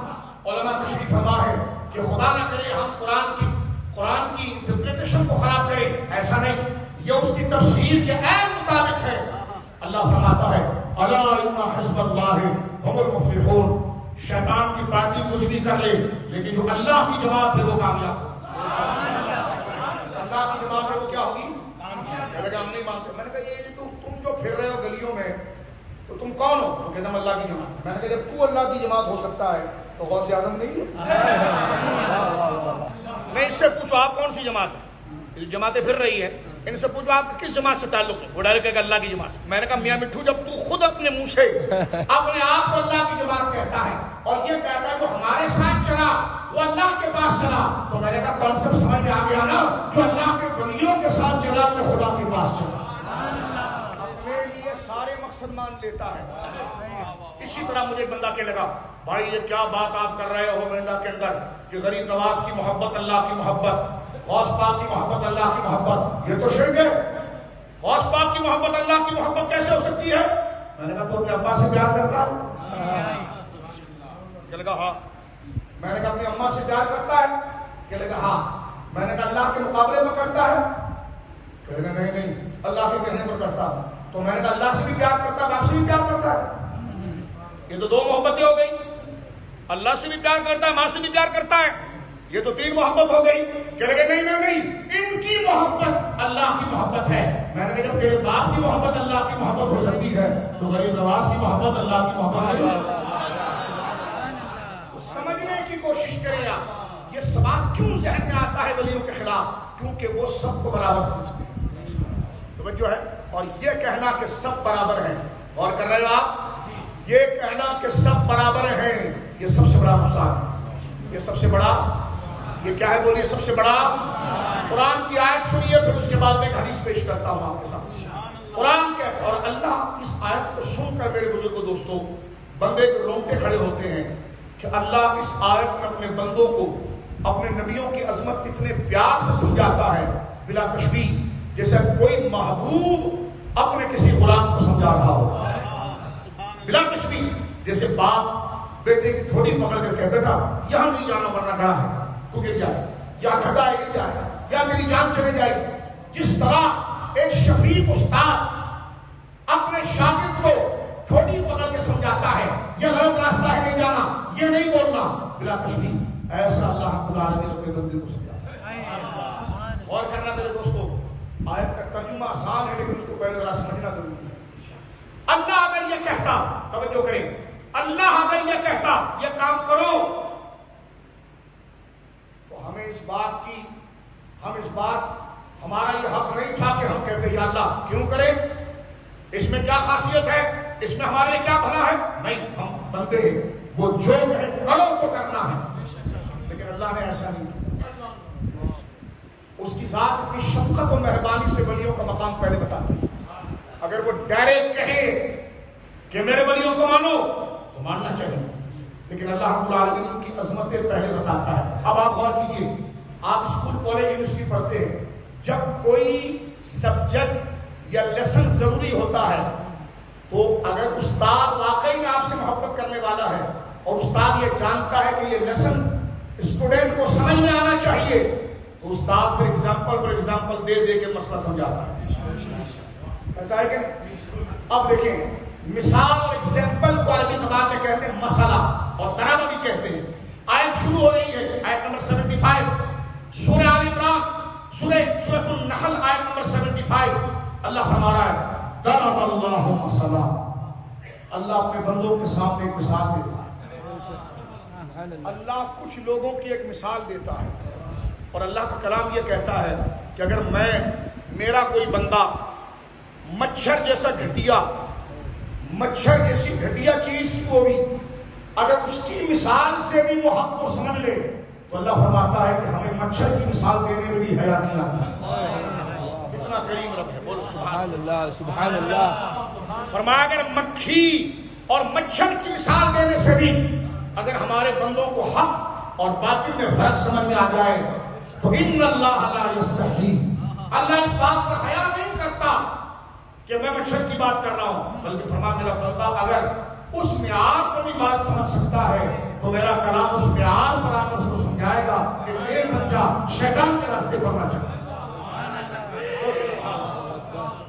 بات سمجھ رہے ہیں آپ؟ یہ اللہ کا کلام. اللہ اکبر. غور کیجیے. اب آئیے آیت کی طرف کہ سب برابر نہیں ہو سکتے. سب برابر مل کر کہیں سب برابر نہیں ہو سکتے. یہ اللہ کا کلام ذرا سنیے آپ اس کا جب ترجمہ سنیں گے نا تو آپ کو پتا چلے گا کہ یا اللہ بن مانگے تو نے اہل سنت میں رہ لیا. سبحان اللہ. بغیر کسی مطالبے کے تو نے عشق دے دیا اولیاء کا. رب فرماتا ہے ضرب اللہ مثلا. اللہ رب العالمین مثال بیان کرتا ہے دو پارٹیوں کی، دو جماعتوں کی، دو بندوں کی. پہلے پوری آیت سنیں. ضرب اللہ مثلا عبدا مملوکا لا يقدر على شيء ومن رزقناه منا رزقا حسنا فهو ينفق منه سرا وجهرا هل يستوون الحمد لله بل اكثرهم لا يعلمون. یہ پوری آیت ایک آیت الگ الگ جگہ نہیں.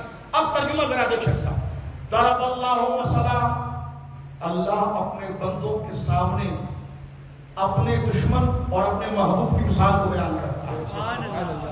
ضرب اللہ مثلا، اللہ نے مثال بیان کی عبدا مملوکا، ایک ایسے شخص کی، ایک ایسے آدمی کی کہ جو بالکل عبد مملوک. اس زمانے میں کیا ہوتا تھا، جس طرح آج آپ اپنے دکانوں کے اندر برتن بیچتے ہیں، کپڑے بیچتے ہیں، پرانے زمانے میں یہ ہوتا تھا جب لڑائیاں ہوتی تھی تو مخالف قبیلے کی عورتیں اور مردوں کو جب کنٹرول کر لیتے تھے تو ان کو غلام بناتے، تو وہ غلام اور عورتیں باندھی ان کو مارکیٹ میں ایسے بیچا جاتا تھا جیسے آپ گروسری بیچتے ہیں یا برتن بیچتے ہیں، ان کی قیمت ہوتی تھی. اب جو بک گیا نہ وہ اپنی مرضی سے کھا سکتا ہے جب تک اس کا آقا اس کو کھانے کا نہ کہے. اس کو اس کا آقا کہے کھڑے ہو جاؤ، بیٹھ نہیں سکتے آپ، تو بکا ہوا مال ہے، اس کی تو اپنی کوئی زندگی نہیں ہے. تو جب تک اس کا آقا کھڑے ہونے کا کہے گا وہ کھڑا ہوگا، بیٹھنے کا کہے گا بیٹھے گا. یعنی اس کی کوئی حد عادت نہیں، اس کی کوئی عزت نہیں، اس کا کوئی ارادہ نہیں، اس کی کوئی مرضی نہیں، اس کی کوئی خوشی نہیں، کیونکہ وہ بکاؤ مال ہے. اب اللہ کہتا ہے دیکھو ضرب اللہ مثلا عبدا مملوک، فرمایا ایک وہ بندہ ہے جو بکاؤ ہے، نہ اس کا ارادہ ہے نہ مرضی ہے. عبدا مملوک، وہ کسی کے ہاتھ بک گیا ہے. لا یقدر علی شیء، اس کی کوئی عزت نہیں، اس میں کوئی اس کو طاقت نہیں، اس کا کوئی اختیار نہیں ہے. دیکھیں کہ مجھے ایک بندہ کہنے گا، دیکھو اللہ کہہ رہا ہے عبدا مملوکا لا یقدر علی شیء، بندے ایسے ہیں کہ جو بکے ہوئے ہیں، ان کی کوئی عزت نہیں، ان کی کوئی قدر نہیں، کوئی طاقت نہیں. میں نے کہا آگے پڑھ، اللہ فرماتا ومن، اور کچھ ایسے ہیں. ومن، آپ پڑھتے ہیں کتابوں کے اندر، درس نامی کے طلباء بیٹھے، من عام ہے. فرمایا ضرب اللہ مثلا عبدا مملوک، اللہ مثال بیان کرتا ہے ایک ایسے بندے کی، ایک ایسے آدمی کی جو جھاڑو لوٹا برتن کی طرح بکاؤ مال ہے. اس کی کوئی لا یقدر علی شیء، اس میں نہ کوئی قدرت ہے نہ وہ کسی چیز پر اختیار رکھتا ہے. لیکن آگے فرماتا اللہ سب ایسے نہیں ہیں. ومن، اور کچھ ایسے ہیں رزقناہ، جن کو میں خود دیتا ہوں، جن کو میں خود دیتا ہوں، رزقا حسنا، اپنی جانب سے بہت بڑے انعامات. یہاں رزق سے مراد چاول نہیں ہے، سنیے، یہاں رزق سے مراد اناج نہیں ہے، یہاں رزق سے مراد فضل کا حصہ ہے. اب سنیے، دوبارہ پیش آتا ہوں، اس آیت کو سمجھ لینا آج کا لیسن ہے یہ. ضرب اللہ مثلا عبدا مملوکا، اللہ مثال دیتا ہے تاکہ اس کے بندے، اس کے دشمن اور اس کے دوست کے درمیان فرق کریں. وہ اپنے دوستوں پر کیا مثال دیتا ہے، اپنے دشمن پر کیا مثال دیتا ہے. دشمن پر مثال دیتا ہے عبدا مملوک، جیسے بالکل بکاؤ مال، لا یقدر علی شیء، جن کے پاس کوئی اختیار نہیں ہے. یہ کہتے ہیں ولیوں کے پاس کوئی اختیار نہیں. میں نے کہا بیٹا یہ دوسری پارٹی ہے، آیت پوری پڑھ. یہ لا یقدر علی شیء جو تو پڑھ رہا ہے یہ تو دشمن ہے. اور اللہ اپنے محبوبوں کے بارے میں کیا کہتا ہے، ومن، اور کچھ وہ ہے رزقناہ، جن کو میں نوازتا ہوں. سبحان اللہ، رزقا حسنا، عظیم انعامات کے ساتھ. اچھا وہ انعام اللہ کا فضل لے کر کیا کرتے ہیں، اللہ فرماتا فہو ينفق منه، پھر وہ میرے بندوں میں بانٹتے ہیں. کتنا کلیئر ہے قرآن. اسے بندہ کہے گا ولیوں سے کیوں مانگتے ہو، میں نے کہا بانٹتے کیوں ہیں. میں نے کہا بھائی جو بانٹ رہا ہے اس پر تو کوئی حکم نہیں لگا رہا، اور ہم مانگ رہے حکم لگا رہا ہے. اگر مانگنا حرام ہے تو بانٹنا کیسے جائز ہے، اور بانٹنا جائز ہے تو پھر مانگنا بھی جائز ہے. آپ نہیں سمجھے میری بات، اس کو یہ شرک کہتے ہیں. ذرا عقل سے غور کریں، پوری دنیا میں سن رہے ہیں، خود بھی سنیں ذرا اس آیت کو دوبارہ.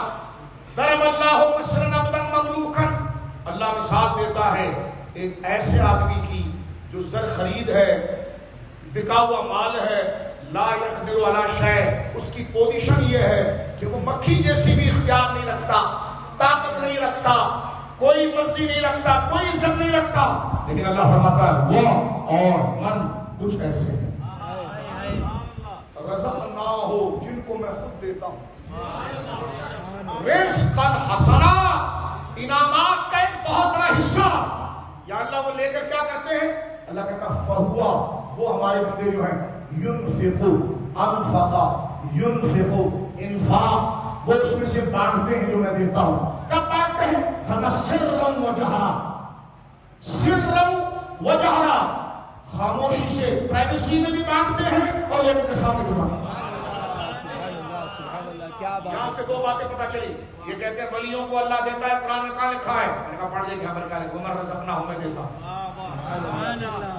میں دیتا ہوں. توجہ ہے, میں دیتا ہوں ان کو. اچھا وہ تو دے دیا, اب وہ کیا کرتے ہیں؟ غور سے سنو, سنیے تمہارا مسئلہ یہاں ہو رہا ہے. فَهُوَ يُنْفِقُ مِنْهُ جو میں اپنے اس بندے ولی کو دیتا ہوں نا وہ اس میں سے بانٹتا ہے. آگا حضرت کہتے ہیں رب ہے موتی, رب ہے دینے والا, رب ہے موتی, یہ ہے قاسم, یہ ہے ڈسٹریبیوٹ کرنے والا. جو ڈسٹریبیوٹ کرے گا مانگیں گے اس سے. آپ کی گورنمنٹ نے ایک بندے کو کہہ دیا کہ بھائی اناج یہ ڈسٹریبیوٹ کرے گا, تم جا کر پریسیڈنٹ سے مل رہے ہو, کہے گا بھاگ یہاں سے, جس کو ڈیوٹی دی اس سے مار ہی اس کو لگا دیا ہے آگے. توجہ ہے آپ کی. فرما فَهُوَ يُنْفِقُ مِنْهُ سنیو اپنے نصیب پر غور کرو. اللہ فرماتا ہے پھر وہ ہمارا بندہ لوگوں میں ڈسٹریبیوٹ کرتا ہے, لوگوں میں بانٹتا ہے, لوگوں میں او بھائی جب اس کا بانٹنا حرام نہیں تو ہمارا مانگنا کیوں حرام ہوا؟ کہتے ہیں وہ تو اللہ کے اذن سے بانٹتا ہے. میں نے کہا ہم بھی اللہ کے اذن سے اس سے مانگتے ہیں. میں نے کہا کدھر بھی جائے ساتھ سے باہر نہیں نکل سکتا تو. میں اس لیے عرض کر رہا ہوں, اس لیے پورے قرآن میں سے جو آیت میں نے آپ کے لیے چوز کی اپنے لیے وہ یہ ہے, اس پر غور کرنا. اور میں کتنی دیر سے اس کے گرد گھوم رہا ہوں. میں آپ کا ٹائم نہیں خراب کر رہا, آپ کے قدموں پر ہاتھ لگا کر کہتا ہوں اپنی قدر جانو, سنیو اپنی قدر جانو. لمبی تقریر کا شوق نہیں, اپنے ایمان کو بچاؤ. غور کیجئے, میں بار بار اس کی ایگزامپل لا رہا ہوں اور بار بار اس مسئلے کو لمبا اس لیے کر رہا ہوں کہ پورا دماغ میں اتاریے. یہ آیت ایک ہے لیکن اللہ کے محبوبوں کی شان کا جھنڈا ہے. آؤ ابھی میں پھر آتا ہوں. غور کر رہے ہو, ضرب اللہ, اللہ نے مثال بیان کی, عبدن ایک ایسے بندے کی, مملوک جو بکا ہوا ہے, لا یقدر علی شیء کسی بھی شے نکرا یہاں پر, کسی اتنی سی بھی چیز پر اس سے طاقت نہیں. ابھی تقریر کر رہا ہوگا ولیوں کو طاقت نہیں. میں نے کہا کون سی پارٹی؟ حزب اللہ یا حزب الشیطان؟ میں نے کہا مولوی صاحب عجیب آؤ, پگڑی تم نے اللہ کی پارٹی والی باندھی ہے اور تم ہمت جو ہے وہ شیطان کی پارٹی کو بنا رہے ہو. میں کراچی میں رہتا تھا, کراچی میں تھا میں ایک جگہ پر, تو وہاں ہمارے ایک دوست تھے, ان کو ایک بندہ پکڑ کے جماعت میں لے گیا اور جماعت میں لے جا کر اس کو صبح سے تقریر کر رہا تھا کہ یار شیطان بڑا طاقتور ہوتا ہے, وہ انسان کے لوگوں میں گھومتا ہے, دیکھو فلاں حدیث میں آیا ہے, فلاں بیان ہوا ہے. وہ شام ہو گئی, وہ ذات کا کسائی تھا جو ہمارا جاننے والا کسائی تھا. وہ شام ہو گئی, وہ شام گیا اور مولوی صاحب کو لوٹا ہٹا کر اس کے بستر ہٹا کے کہا ملا جی السلام علیکم. کہنے لگا اپن کس پارٹی کے ہیں؟ اس نے کہا کیا مطلب ہے کس پارٹی کے ہیں؟ کہنے لگا یار صبح سے 3 ملا آگے درس دینے کے سب بولتے ہیں شیطان سے ڈرو, شیطان انسان کو وہاں سے دیکھتا ہے جہاں سے تم نہیں دیکھتے اس کو, وہ تم گھر میں ہو وہ تمہیں دیکھ لیتا ہے, تمہاری لوگوں میں پھرتا ہے. تو میں نے کہا آگے تو لکھا ہوا ہے. کہنے لگا یار یہی تو پوچھ رہا ہوں, اپن کس پارٹی کے ہیں؟ کہنے لگا کیا مطلب؟ کہ تم 3 تقریریں کر چکے ہو, شیطان طاقتور ہے, شیطان طاقتور ہے. وہ ہمارے علاقے میں سے مظفر شاہ آتا ہے, وہ کہتا ہے علی طاقتور ہے, علی طاقتور ہے. تو پہلے یہ بتا تو ہے کس پارٹی کے؟ ابے تو بنتا اللہ کی پارٹی کا ہے, طاقت ان کی بتاتا ہے. کہتا نہیں علی کو طاقتور کہنا شرک ہے. تو اس نے کہا کہ شیطان کو طاقتور کہنا ایمان ہے. اس کو کہتے ہیں کنفیوز پارٹی. کون سی پارٹی؟ Confuse party. آپ کا کنسپٹ کلیئر نہیں. ہم یہاں بیٹھے, آپ آئیے, 2 دن یہاں پر ہے, آپ بیٹھیے ہمارے ساتھ, دوستوں کی طرح بیٹھیے, چائے پیجیے ہمارے ساتھ اور مسئلہ کلیئر کیجیے, اپنی آخرت کو سنوریے. اللہ والوں کے خلاف بات نہ کرو. اس لیے اللہ وہ ہے جو اپنے محبوبوں کی شان لوگوں کے دلوں میں اتارنے کے لیے مثال دے دے کر رب سمجھا.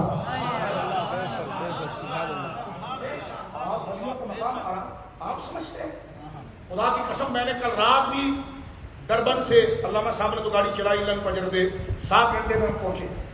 ٹھیک ہے 3 گھنٹہ 4 گھنٹہ سوئے اور عثمان بھائی اللہ برکت دے آپ بزرگوں کو یہاں پر آئے نخرے نہیں کر رہا لیکن کہنا چاہ رہا ہوں خدا کی قسم جب یہ آیت کو پڑھتے ہیں نا تو کیا پھٹن اور کیا پھیپڑے اور کیا جگر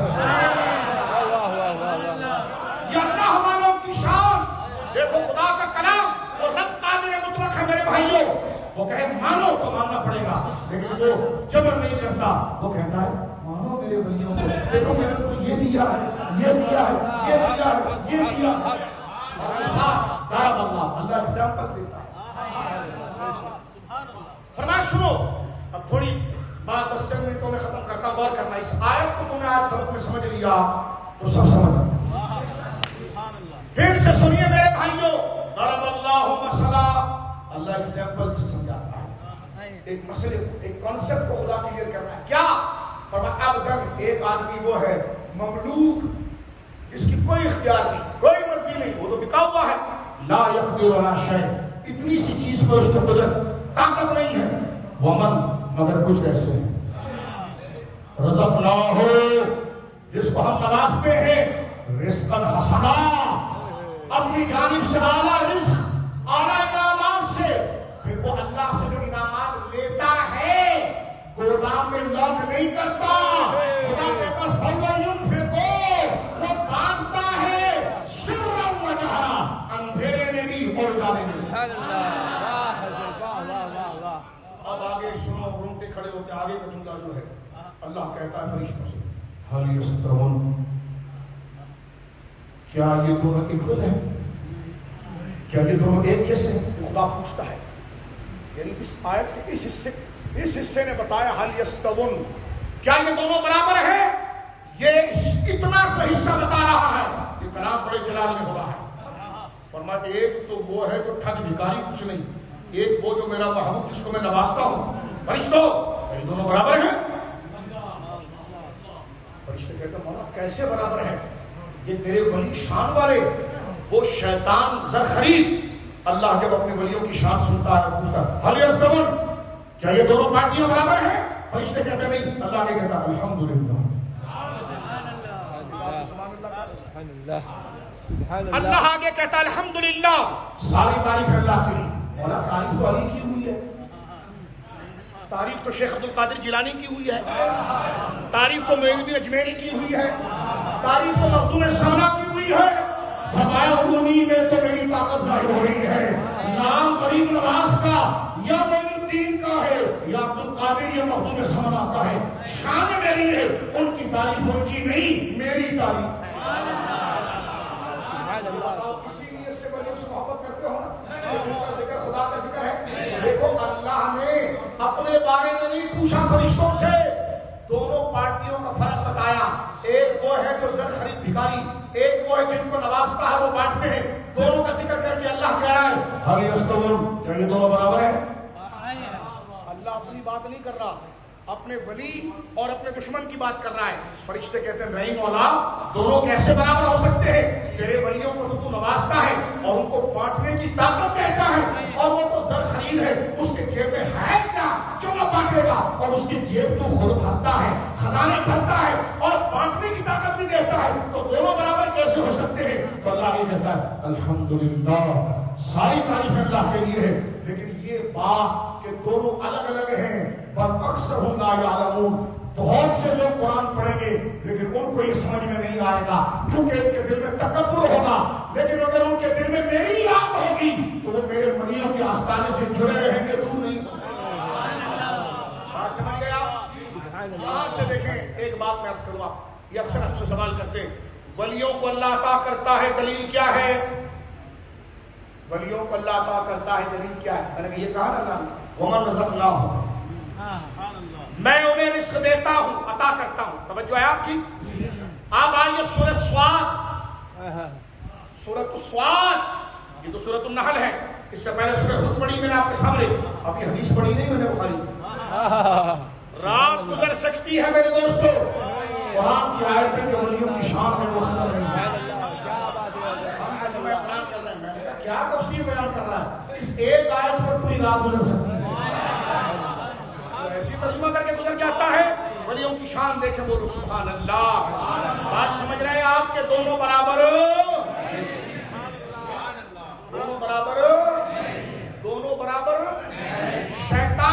پیچھے چلنے والے ذلیل ہیں، خوار ہیں. ذلیل گالی نہیں ہے، یہ حکم یہ ہے کہ ان پر رحمت نہیں ہوئی. اور جو اللہ والے ہیں ان پر رحمت ہے، جو پیچھے چلا اس پر بھی رحمت.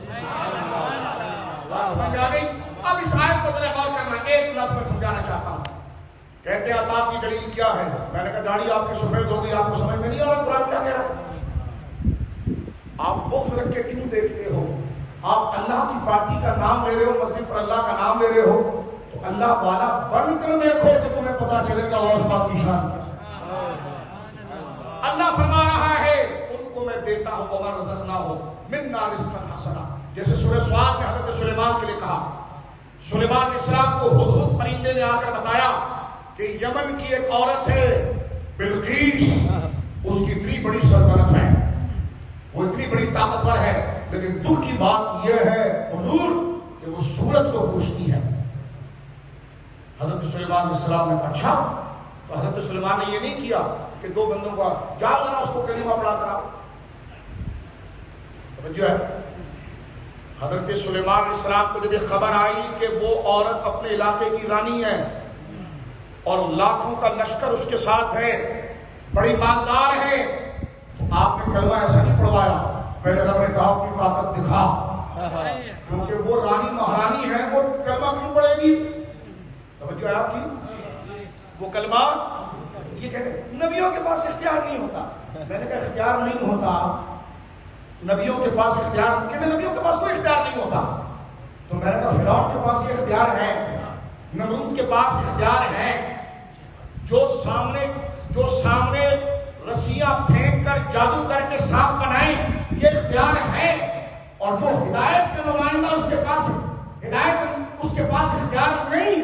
اس لیے میں کہہ رہا تھا اور آپ کنفیوز ہیں، آپ ہیں کس پارٹی کے بھائی؟ نام اللہ کی پارٹی کا لیتے ہیں، شان شیطان کی پارٹی کی بیان کرتے ہیں. نظر بد بری چیز ہے. مولوی صاحب کہنے لگے نظر بد بری چیز ہے، شیطان کی نظر ہے، وہ لگ جائے تو بندہ مر جاتا ہے. میں نے کہا واہ، شیطان میں یہ طاقتیں مار سکتا ہے؟ میں نے کہا سب ہے. اگر شیطان کی نظر بد جو شر ہے وہ مار سکتی ہے تو خیر کی نظر اس کو پھر زندہ. یہ تو تاثیر ہے، شرک ہے. میں نے کہا ولیوں کی تاثیر ماننا شرک ہے اور نظر بد کی تاثیر تو مان رہا ہے، یہ توحید ہے. تو کنفیوز ہے کہ نہیں؟ توجہ ہے آپ کی؟ میں عمرے پر ایک دن گیا تو ہمارے ساتھ ہمارے مفتی صاحب تھے میمن. ہم جب فارغ ہوئے طواف سے تو منہ خوش ہو رہا تھا. تو مجھ سے کہنے لگے یار آؤ مظفر شاہ ذرا ادھر چلتے ہیں، ہم ذرا کوئی پونے وہ چنے لیتے. تو اب جب چنے لینے گئے، اس زمانے میں باب عرفات کے اوپر عثمان میں دکانیں تھیں. باب عرفات سے آپ نکلتے تھے تو دکانیں تھیں وہاں. تو ہم گئے دروازے کے اوپر. صرف آپ کو سمجھا رہا ہوں اس سے آپ سمجھیں. ہم نے کہا وہ ہمارے مفتی صاحب سے اللہ مغفرت فرمائے، بڑے اچھے مفتی امین صاحب. انہوں نے کہا بھائی چنا ہے آپ کے پاس؟ اس نے کہا ہے. یہ کہہ کر وہ اپنے کاؤنٹر سے اٹھ کر چنا لینے گیا تو پیچھے سے مفتی صاحب نے کہا یار کچے نہ ہو، کیونکہ کچے ہوں گے تو پیٹ میں درد کریں گے. وہ لوٹ کر آیا کہ شرک ہے، شرک ہے. ہم حیران. ہم نے کہا کیوں شرک ہے؟ کہ چنا پیٹ میں درد نہیں کرتا، پیٹ میں درد اللہ کرتا ہے. میں نے کہا اچھا میں تیرا علاج کرتا ہوں. میں آگے گیا، وہ چوہا مارنے کی دوائی رکھی تھی، میں لے کر آیا. میں نے کہا یہ لیبل غلط لگائیے ٹونک ہے، پی لو. میں نہیں پیوں گا. میں نے کہا کیوں؟ کہ اگر مر جاؤں گا. میں نے کہا تم مشکل ہو گیا، کیونکہ ٹونک نہیں مارتا، یہ دوائی نہیں مارتی، خدا مارتا ہے. اور کچھ عقل کی کام کرو آپ لوگ، کچھ عقل سے. کیا بات کر رہے ہو تم؟ کیوں خود کو گمراہی کی طرف لا رہے ہو؟ بات سمجھ آ رہی ہے؟ اگر چنے کے بارے میں یہ ایسی سمپل جملہ انہوں نے کہہ دیا کہ بھائی کچے چنے مت دینا، پیٹ میں درد ہوگا، تو کہ شرک، تم نے چنے میں تاثیر مان لی. تو میں نے جا کر چوہے والی دوائی اٹھا کر لایا. میں نے کہا یہ پی لیں آپ، اللہ مانتا ہے دوائی تھوڑی مانتی. میں نے نہیں دوں گا. میں نے کہا پینا پڑے گا ورنہ تیری کوئی خبر نہیں آئی. تو بھائی کاز اور فیکٹ، تاثیر اور سبب. توجہ ہے آپ کی؟ حضرت سلیمان کے پاس بات سمجھ رہے ہیں، ہدہد پرندے نے آ کر کہا کہ اتنی بڑی سلطنت بلقیس کی ہے لیکن وہ سورج کو پوچھتی ہے. حضرت سلیمان نے یہ نہیں کہا ایسا کرو تم دو درویش اٹھو اور جاؤ اور اس کو کلمہ پڑھا کر آؤ. وہ اپنے دروازے میں بھی نہیں گھسنے دیتی تھی، وہ رانی تھی. توجہ ہے آپ کی؟ اور یہ جا کے دروازے کھٹکھٹایا، کلمہ پڑھی. وہ رانی طاقتور، اس کو کیا ضرورت ہے کلمہ پڑھنے کی؟ حضرت سلیمان علیہ السلام نے پوچھا بلقیس کا، اے حضور یہ بتا بلقیس جو اتنا نخرہ کر رہی ہے اس کو اپنی کس طاقت کے اوپر فخر ہے؟ کس طاقت پر فخر ہے؟ اس نے کہا اس کو فخر اپنے تخت پر ہے۔ یہ واقعہ عاصم بن برقیہ والا ذہن میں آ گیا نا آپ کے؟ میں ادھر نہیں جا رہا۔ اب اللہ رب العالمین فرماتا ہے اے سلیمان تو ہمارا دوست ہے، تو ہمارا نبی ہے، ولی ہے، تیرے پر انگلی اٹھے گی تو انگلی قدرت پر جائے گی اور تیرے ہی ذریعے قدرت کی شان ظاہر ہوگی۔ فرمایا اگر بلقیس کو اتنی بڑی سلطنت ملی ہے تو آج ہم تجھے سلطنت دیتے ہیں، وہ سلطنت دیتے ہیں جس سے سب نظام چلتا ہے، یعنی ہوا۔ توجہ ہے آپ کی، ہوا بادل لائے گی، بادل بارش برسائے گا، بارش جب زمین پر آئے گی تو سبزہ اگے گا، اناج اگیں گے، لوگ کھائیں گے۔ ہوا رک گئی، بادل رک گیا، بادل رکا، بارش رکی، بارش رکی، زمین پر قحط آ گیا، سب مر گئے۔ اللہ رب العالمین فرماتا ہے سلیمان ہم تیرے ہاتھ میں ہوائی دے دیتے ہیں۔ فرمایا فسخرنا، اللہ قرآن کا فسخرنا، ہم نے کنٹرول میں دے دی، ہم نے مسخر کر دی، کنٹرول میں دی۔ کس نے؟ ہم نے۔ ابھی تو اللہ کہتا ہے تجھے کیا جب میں دے رہا ہوں؟ فسخرنا، ہم نے کنٹرول میں دی الریح، ہوا کے نظام۔ فسخرنا لہو ریح، لہو سلیمان کے کنٹرول میں ہم نے ہوا دی۔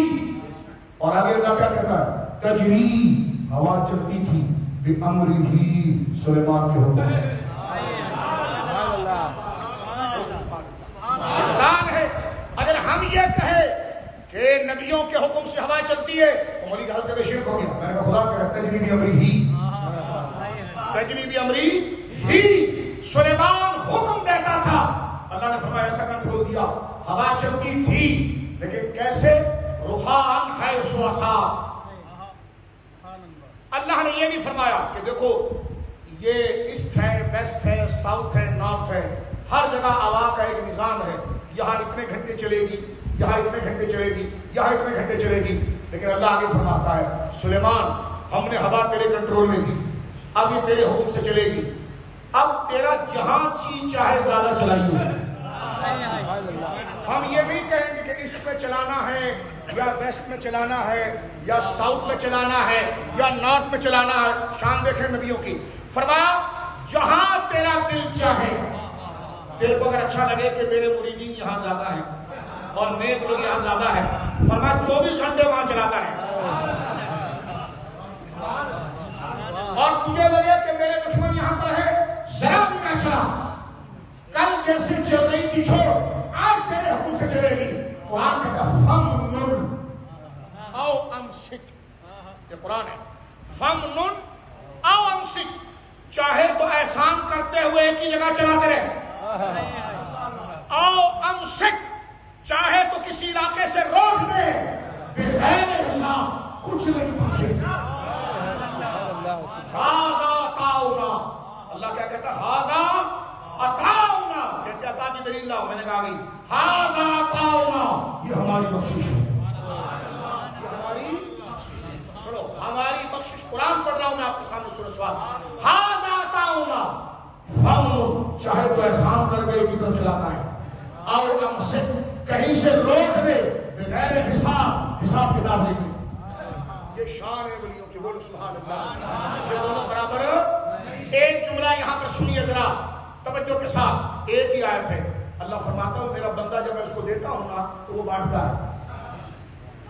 کب بانٹتا ہے؟ توجہ سے کرنا میرے بچوں بڑوں بزرگوں، فرمایا فَهُوَ يُنْفِقُ مِنْهُ سِرًّا وَجَهْرًا، وہ دو ٹائم بانٹتا ہے۔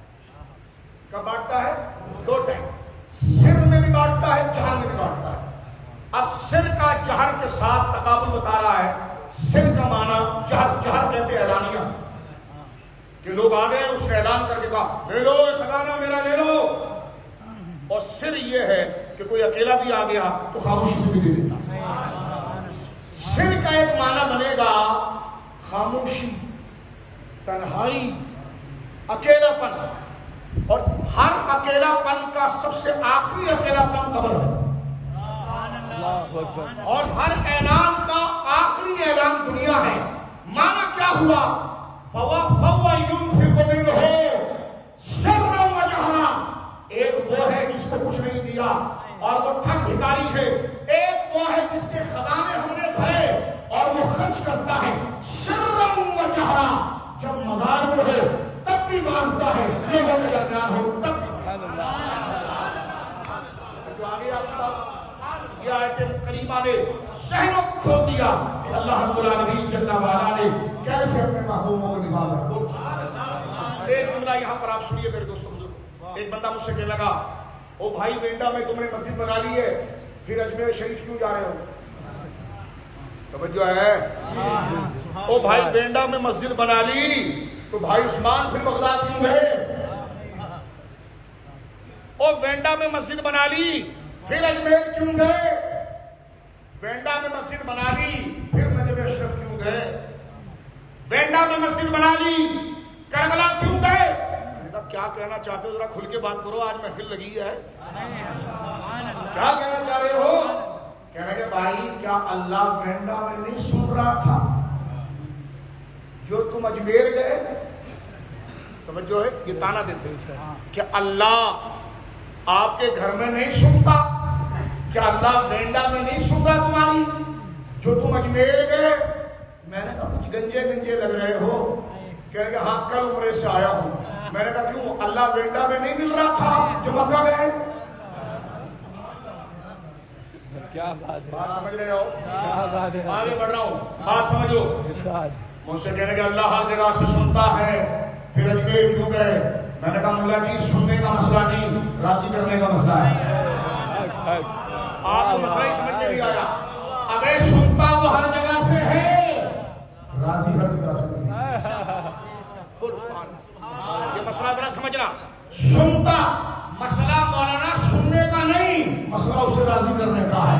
سنتا وہ ہر جگہ سے ہے، راضی اپنے مطلب کی جگہوں پہ۔ سبحان اللہ، بول سبحان اللہ۔ سمجھو ہے؟ مثال کے طور پر آپ دیکھیں خانہ کعبہ آپ جاتے ہیں، یہ آیت آپ نے شیخ الاسلام سے دیگر بزرگوں سے سنی، یہ بڑی مبارک ہے، غور کریں۔ آپ خانہ کعبہ گئے کیوں؟ اللہ کو سنانے کے لیے، لیکن جیسے آپ خانہ کعبہ کے دروازے پر پہنچتے ہیں تو آیت کہتی ہے وَاتَّخِذُوا مِن مَقَامِ إِبْرَاهِيمَ مُصَلًّى، آؤ مقام ابراہیم کی طرف، آؤ پتھر کی طرف، پتھر ذرا زور سے کہنا، آؤ اس پتھر کی طرف، کیونکہ مزار کو پتھر کہتے ہیں نا، تو میں نے کہا دیکھ ادھر بھی اللہ پتھر کی طرف بھی بلا رہا ہے، توجہ ہے، اس لیے ہم پتھر کو نہیں دیکھتے، قدم کی نسبت کو دیکھتے ہیں۔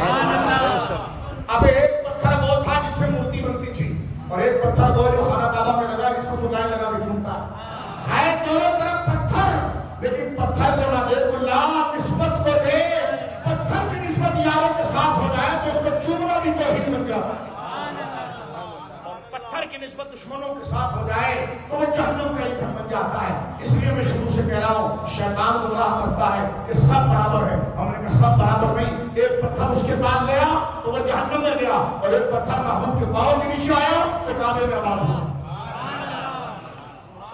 سب برابر، سب برابر۔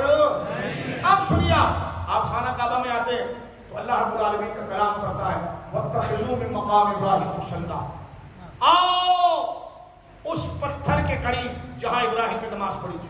تو یا اللہ یہ فرسٹ فلور پر نہیں پڑھ سکتے؟ کیا پڑھ سکتے؟ کہیں گراؤنڈ پر نہیں پڑھ سکتے ہیں؟ پڑھ سکتے۔ یا آخری صف اپنی اپنی، وہ آخری صف میں نہیں پڑھ سکتے؟ کب پڑھ سکتے ہیں؟ فرمایا پڑھنے کی سب جگہ ہے، جلدی قبولیت کی جگہ وہ پتھر ہے جہاں ابراہیم نے کھڑے ہو۔ اب ادھر امام راضی کا ایک جملہ سنیے، اگر امام راضی نے اس آیت کے تحت ایک بڑی مبارک بات لکھی ہے۔ وقت حضرت ابراہیم علیہ السلام جب خانہ کعبہ کو بنانے گئے تو جیسے جیسے دیوار اوپر ہوتی تھی تو جس پتھر پر آپ کھڑے تھے وہ پتھر اوپر ہوتا تھا۔ سبحان اللہ، سبحان اللہ۔ امام راضی لکھتے ہیں کہ حضرت ابراہیم علیہ السلام نے اپنے ہاتھ میں مٹی لے کر کعبے کی عمارت کو جب پلستر کرنا شروع کیا تو پانی کے قطرے آپ کی مبارک انگلیوں سے گرے اور گر کر آپ کے پاؤں پر آئے اور اس پاؤں پر آنے کے ساتھ پتھر نرم ہو گیا اور یہ ٹخنے تک حضرت ابراہیم کا پاؤں اس میں چلا گیا اور آج 5000 سال ہو گیا ہے وہ نشان ویسے ہی ہے. وہاں 2 ملا کھڑے ہوتے ہیں, چلو چلو چلو, میں نے کہا تو کیوں نہیں دیکھنے دے رہا؟ رب کہتا ہے ادھر آؤ, تو کہتا ہے چلو. آپ نے دیکھا ہے 2 ملا کھڑے ہوتے ہیں وہاں, چلو چلو چلو. میں نے کہا کہاں چلے؟ کہا آگے چلو. میں نے کہا قرآن کا نام واتخذوا, اور چمٹو اس کے ساتھ. میں نے کہا اللہ تو کہتا ہے چمٹ جاؤ, تو کہتا چلو چلو چلو. میں نے کہا تیرا منہ دیکھنے کے لیے 50,000 لاکھ کا ٹکٹ ملنا سے لے کر نہیں آئے, اس پتھر کو دیکھنے آئے ہیں. ہے تو پتھر لیکن لگا ابراہیم کے پاؤں میں ہے تو سج گیا خدا کے گھر میں ہے. دیکھو آپ اپنے گھر کا ڈرائنگ روم سجاتے ہو تاکہ اچھے سو, گھر میں تمہارے بھلے ٹوٹا ہوا بیڈ ہو لیکن ڈرائنگ روم میں تم صوفہ اچھا رکھتے ہو تاکہ مہمان سکون سے بیٹھے.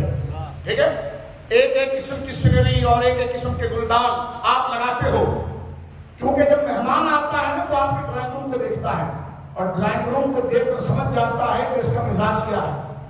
اب آپ دیکھو خدا اپنا گھر کس سے سجاتا ہے.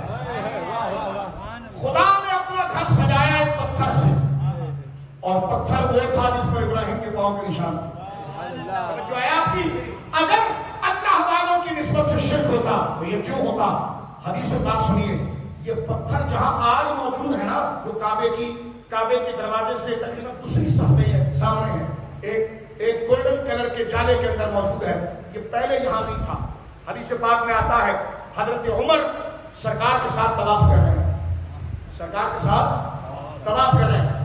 یہ پتھر ایسے تھا جیسا ہمارے گھر کے اندر ہماری بہنیں سل بٹے کے اوپر جو مسالہ پیستی ہے, مسالہ جو بہنیں پیستی ہیں, اس سائز کا یہ تھا.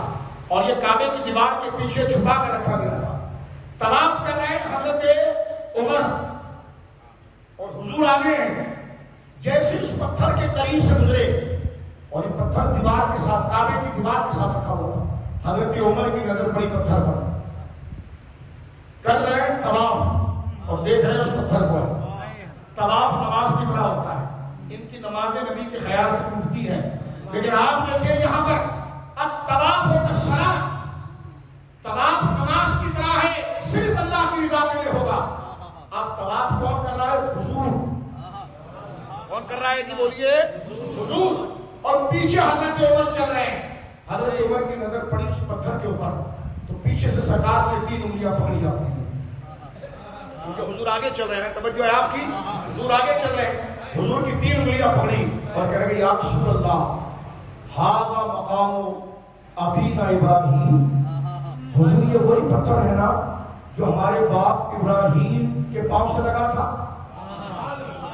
کیونکہ حضرت عمر بھی قریشی ہے نا, جو قریش ہے وہ حضرت ابراہیم کی اولاد ہے. تو سرکار نے ڈانٹ کر یہ نہیں کہا عمر یہ نماز ہے, صلاۃ الطواف بالصلاۃ, ہم طواف کر رہے ہیں اور تیری توجہ کہیں اور جا رہی ہے, یہ کیسے ہو سکتا ہے؟ نہیں, بلکہ جیسے حضور کی انگلیاں پکڑی اور حضرت عمر کے جملے تھے یا رسول اللہ ھذا مقام ابینا ابراہیم. حضور یہ وہی پتھر ہے نا جو ہمارے باپ ابراہیم کی قدم لگے تھے. سرکار وہیں رک گئے اور آنکھ بند کر لی اور وہیں اتری. سرکار نے بول کر فرمایا اللہ نے آیت اتاری ہے واتخذوا من مقام ابراہیم مصلی, کہ اس پتھر کو چھپا کے نہ رکھا جائے, آگے لایا جائے اور جہاں یہ پتھر ہوگا وہاں آ کر نماز ادا. سب برابر, بولو سب برابر. آخری حوالہ سنیے یہاں پر تاکہ مضمون جتنا میں دے سکا اپنے اور آپ کو سمجھانے کے لیے کہ اللہ والوں کا ذکر اور تذکرہ اولیاء کی بنیاد ہے. تذکرہ اولیاء ایک دن نہیں ہوتا کیونکہ ایک سمندر ہے. میں نے یہ آپ کے لیے اپنے لیے تجویز کیا کہ پہلے ہم پرنسپلز اور قانون سمجھے کہ کیوں ہم ولیوں کو مانتے ہیں. توجہ ہے. آخری روایت پڑھ رہا ہوں بخاری شریف سے, بخاری شریف, مسلم شریف, مستدرک اور مسند امام احمد میں 6 جگہ یہ روایت ہے. ایک تو سورہ کہف کی آیت یاد رکھنا کہ سب برابر نہیں ہوتے, اور اللہ آگے کہتا ہے بل اکثرہم لا یعلمون. زندگیاں گزر جائے گی ملا کا درس دیتے ہوئے, لیکن اس کو یہ کانسیپٹ سمجھ میں نہیں آئے گا. وہ سب کو برابر کہے گا لیکن میرے فرشتوں سب برابر نہیں ہوتے. اکثر اس بات کو نہیں جانیں گے جس کو بخشنا چاہوں گا نا ان کو بتا دوں گا کہ شیطان اور ہے اور ولی اور ہے۔ سمجھ میں آ رہا ہے؟ تقریر کا لمبا ٹائم خوشی نہیں ہے، عقیدہ بچانا خوشی ہے۔ گردن ہماری بھی دکھتی ہے، پھیپڑے ہماری بھی دکھتے ہیں، ایک ہم نے نہیں لگائی، نخرے کے لیے بات نہیں کر رہا، لیکن وقت کو نہیں دیکھنا، مضمون کو دیکھنا۔ بس اب چند منٹوں کی بات آخری روایت میں پیش کرتا ہوں کہ سب برابر ہو۔ ابھی وینڈا میں ایک بزرگ آئے کچوچا مقدسہ سے، فرض کریں کچوچا شریف سے آئے اور ان کے ہاتھ میں مٹی تھی۔ اب جتنے دیوانے ہیں وہ لائن لگا کر کہہ رہے ہیں یار مجھے بھی دکھاؤ، مجھے بھی دکھاؤ، میں بھی چھوڑوں۔ ملا دور سے دیکھ کے ہنس رہا یہ کیا ہے، یہ کیا ہے؟ میں نے کہا یہ تمہارے وہ دہلی کی مٹی نہیں ہے، نظام الدین اولیاء کی بات نہیں کر رہا، وہ ہمارے آقا ہے۔ وہ جو تم نے سائڈ میں کچھ پکڑ کے رکھا ہوا ہے یہ وہاں کی نہیں ہے، یہ کچوچا مقدسہ کی ہے، یہ اجمیر کی ہے، یہ بغداد کی ہے۔ میں نے کہا مٹی تو مٹی ہوتی ہے۔ میں نے کہا 1.5 گھنٹہ تقریر ہوگی، سمجھا نہیں تو کہ سب برابر نہیں ہوتے؟ کہتے مٹی تو مٹی ہوتی ہے۔ میں نے کہا نہیں، جو نسبت اللہ والوں سے ہو جائے، نسبت اللہ والوں سے ہو جائے تو پتھر بھی خدا کے گھر میں آباد ہوگا۔ مجھے ایک واقعی کہنے لگا کہ آپ نے مقام ابراہیم کی تفسیر میں پتھر کو کیوں لے کر آئے؟ تو میں نے کہا کیا تفسیر ہے اس کی؟ کہنے لگا اس سے مراد پورا حرم ہے۔ میں نے کہا پھر بھی ہماری جیت ہے۔ کہنے لگا کیوں؟ میں نے کہا حرم خدا کا ہے، پہچانا ابراہیم کے قدموں سے جا رہا ہے۔ ہم تو تجھے 4 فٹ کے پتھر تک لانا چاہ رہے تھے، تو نے تو جناب گویا کہ 3 ایکڑ کا پورا حرم۔ میں نے کہا حرم کو بھی اگر مقام ابراہیم کہیں تو اس کو حرم اللہ کی بجائے مقام ابراہیم کہا جا رہا ہے کہ گھر خدا کا ہے، پہچانا ابراہیم کے قدموں سے جا رہا ہے۔ یہ تفسیر ہمارے خلاف توجہ ہے آپ کی، غور کرو، سنیو، اپنی قدر کو جانو، اپنی قدر کو جانو میرے بھائی، اپنی قدر کو جانو، ہوش میں یہ بات سنو۔ سرکار دو عالم صلی اللہ علیہ وسلم کی حدیث ہوا، ایک تو آپ نے وہ حدیث سنی ہے نا، ایک بندے نے 100 بندوں کو قتل کیا تھا۔ کس کس نے سنی مجھے بتا؟ بخاری شریف میں حدیث نہیں ہے کہ ایک بندے نے 99 بندے مارے اور کہنے لگا کہ اللہ مجھے معاف کر دے گا؟ اس نے کہا بھائی 99 بندے مار کے کوئی معاف ہوتا ہے؟ اس نے اس کو بھی مار دیا۔ یہ بخاری شریف میں حضور نے بیان کیا ہے، صحیح حدیث۔ کیا ہے جی؟ بولو کیا ہے؟ صحیح بخاری شریف، سرکار نے واقعہ بیان کیا۔ میں واقعہ یہ نہیں ہے، میں دوسرا، لیکن اس کو میں ضمن آپ کو بتاتا ہوں۔ حضور فرماتے ہیں بنی اسرائیل میں ایک بندہ تھا جس نے 99 آدمی کو قتل کیا تھا۔ کتنے؟ اب اس کے دل میں اللہ کا خوف جاگا، یار مروں گا، خدا کو کیا جواب دوں گا۔ اب وہ بندے ڈھونڈ رہا تھا یار کہ مجھے کوئی سیدھا راستہ دکھا دے، یہ مل گئے اس کو۔ تو آگے کہا مولوی صاحب سلام علیکم۔ السلام۔ کہنے کا میں نے 99 بندے مارے۔ تو کہنے کہ پھر کہا اللہ مجھے بخش دے گا؟ ہنسنے کا پہ 99 بندے مار کے اللہ بخشے گا؟ اس کا دل اور ٹوٹ گیا۔ اس نے کہا سب بات تو نے میرے سے کی؟ اس نے اس کو بھی مارا، 100 بندے پورے کر۔ یہ بخاری شریف ہے۔ میں روایت المانا تقریب میں بیان کر رہا ہوں، ذرا توجہ کرنا، مسکرانا بھی اور بات کو سمجھنا بھی میں ہاتھ جوڑ کر کہہ رہا ہوں۔ یہاں جوک نہیں سنا رہے میرے بھائی، اللہ معاف کرے، جو مضمون سمجھا رہے ہیں اس پر غور کرو۔ ہمارا قصور یہ ہے کہ ہم سنجیدہ تقریر کرتے ہیں، لطیفے نہیں سناتے، کیونکہ ہمارے بزرگوں نے یہ نہیں سنایا۔ ان کا ملا ممبر پر بیٹھ کر کہتا ہے خدا گانا گاتا ہے، معاذ اللہ۔ ہماری مسجدوں میں نہ ہنسا جاتا ہے اور نہ ممبروں پر لطیفے جوک سنائے جاتے ہیں، کیونکہ یہ سنجیدگی ہمیں غوث اعظم نے سکھائی، مخدوم سمرا کے آستانے کی سکھائی، امام احمد رضا کی دہلیز کی شریعت کا اعتبار۔ میرے بچوں بزرگوں توجہ کرنا، رسول اللہ اللہ کی بخشش کو بتا رہے ہیں کہ اللہ کیسا بخشنے والا ہے۔ فرمایا ایک آدمی نے نادانی کے اندر، جہالت میں ڈاکو تھا، اس نے 99 بندے مار دیے۔ گزر رہا تھا تو ایک خشکا ملا ملا، اس کو کہنے لگا کہ میں نے 99 بندے مارے ہیں، اللہ مجھے بخشے گا؟ اس نے کہا دماغ کا علاج کراؤ، 99 بندے مار کر تو کہہ رہا اللہ بخشے گا؟ اس نے کہا تیری بات تو کیکر کی طرح تھی یار، میرے دل کو زخمی کر دیا۔ تو اس نے غصے میں اس کو بھی مار دیا۔ اب مارا تو وہ سامنے گرا ہوا ہے اور یہ بندہ یہاں کھڑا ہے۔ تو پھر ایسے ہی کوئی غوث پاک کا دیوانہ یا ولیوں کا عاشق وہاں قریب سے گزر رہا تھا، اس نے کہا بھائی، کہنے لگا یہ مارا تو کیوں کر رہا ہے؟ میں نے کہا سنیوں کے لیے کر رہا، مناظرہ ہوگا تو اس کو ثابت بھی کروں گا، لیکن یہ تقریر کر رہا ہوں میں اس میں۔ اب ایک ولیوں کا عاشق گزرا جو اللہ کی رحمت پر یقین رکھتا تھا، اس نے کہا بھائی آپ جا رہے ہیں میری بات سن لو. انہوں نے کہا کیا؟ کہنے لگے یار میں نے 99 قتل کیے, یہ 100 بندہ بھی میرے سے قتل ہو گیا, کہ اللہ مجھے معاف کرے گا؟ ہاں اگر توبہ کرو تو کرے گا. سبحان اللہ کرے گا بولو, کیونکہ سنی نرم دل ہوتا ہے نا, باس والا نرم. یہ ادھر دعا کی بات کرتا ہے, ادھر بم بلاسٹ کرتا ہے. سنی نرم دل ہوتا ہے. ہم تو پاکستان میں جیلتے ہیں نا, توجہ ہے آپ کی. سنی نرم دل ہوتا ہے. غریب نواز کا جو غلام ہے وہ کسی کو ڈنڈا, لاٹھی, تلوار, گردن کاٹنا, بم بلاسٹ کرنا معاذ اللہ یہ دور کی بات ہے, وہ تو کسی کو ترچھی نظر سے بھی نہیں دیکھتا. سنیے میرے دوستو, اس نے ایک بندے کو کہا بھائی دیکھو یہ بندہ میں نے مار دیا, 100 پورے ہو گئے ہیں, کیا خدا مجھے بخشے گا؟ اس نے کہا ہاں اگر تو سچی توبہ کرے گا تو خدا بخشے گا. اس نے کہا کیسے؟ اس نے کہا وہ سامنے تجھے ایک ولیج نظر آ رہا ہے, وہ گاؤں نظر آ رہا ہے, جیسے کچھ کا مقدسہ, جیسے بغداد محلہ, بولو نا سبحان اللہ, جیسے سرحد شریف, جیسے بدایو شریف, جیسے پاک پتن شریف, بولو نا سبحان اللہ, جیسے درے خواجہ نظام ملت والدین, درے غوث اعظم, یہ ولیوں کا در. اللہ اکبر. وہ تجھے نظر آ رہی ہے؟ کہاں؟ کہ بستی نظر آ رہی ہے؟ کہاں؟ کہ وہاں کچھ اللہ کے نیک بندے اللہ کا ذکر کر رہے ہیں, جا ان کے پاس بیٹھ کر توبہ کر. اس نے آگے سے نہیں کہا تو اللہ یہاں نہیں سن رہا جو میں بات کروں. توجہ ہے تو اس لیے کنفیوز والو کچھ سمجھو, دین کو سمجھو, کچھ نسبت کو سمجھو. وہ بندے نے کیا کہا؟ وہ سامنے بستی دیکھو, وہاں پر کچھ اللہ کے نیک بندے اللہ کی عبادت کر رہے ہیں, ان کے پاس جا کر اللہ سے معافی مانگ لے. تو اگلا نے یہ نہیں کہا میں تجھے نہیں ماروں گا. کیوں؟ کہا جب میں یہاں تو بھائی توبہ ہی کرنی ہے نا, ادھر کیوں جاؤں, ادھر کیوں جاؤں, یہیں بھی تو خدا سنے گا. لیکن وہ 100 بندوں کا قاتل تھا, لیکن نجلی نہیں تھا. اس کو یہ سمجھ میں آئی کہ گناہگار ہوں, لیکن بات یہ ہے سنتا وہ ہر جگہ سے ہے, راضی محبوبوں کے پاس ہوتا ہے. وہ جانے لگا میرے بچوں بھائیوں, جانے لگا, اس کو موقع دیا, وہ خود بھی گر گیا, مر گیا. اب ادھر جو 100 اس نے اپنی پورا کیا تھا نا اسکور, یہ گرا ہوا یہاں پر ہے, اور یہ خود یہاں, اور اس دونوں لاشوں کے درمیان 4 فٹ کا فاصلہ ہے. کتنے فرشتے آ گئے, جنت کے فرشتے بھی اور دوزخ کے فرشتے بھی. میں نے کہا بخاری پر کتاب رکھا. اب یہ جناب یوں سمجھو کہ حساب کتاب تیار ہو رہا ہے. جہنم کے فرشتے اس کو لکھ رہے ہیں, تو جنت کے فرشتہ کے قریب کہتا ہے خیریت ہے آپ کیوں آئے؟ اور کہا ہم پوچھ رہے ہیں آپ کیوں آئے. کیا مطلب؟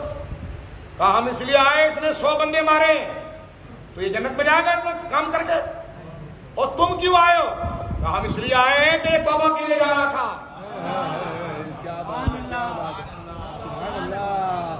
سمجھ میں آ رہا ہے؟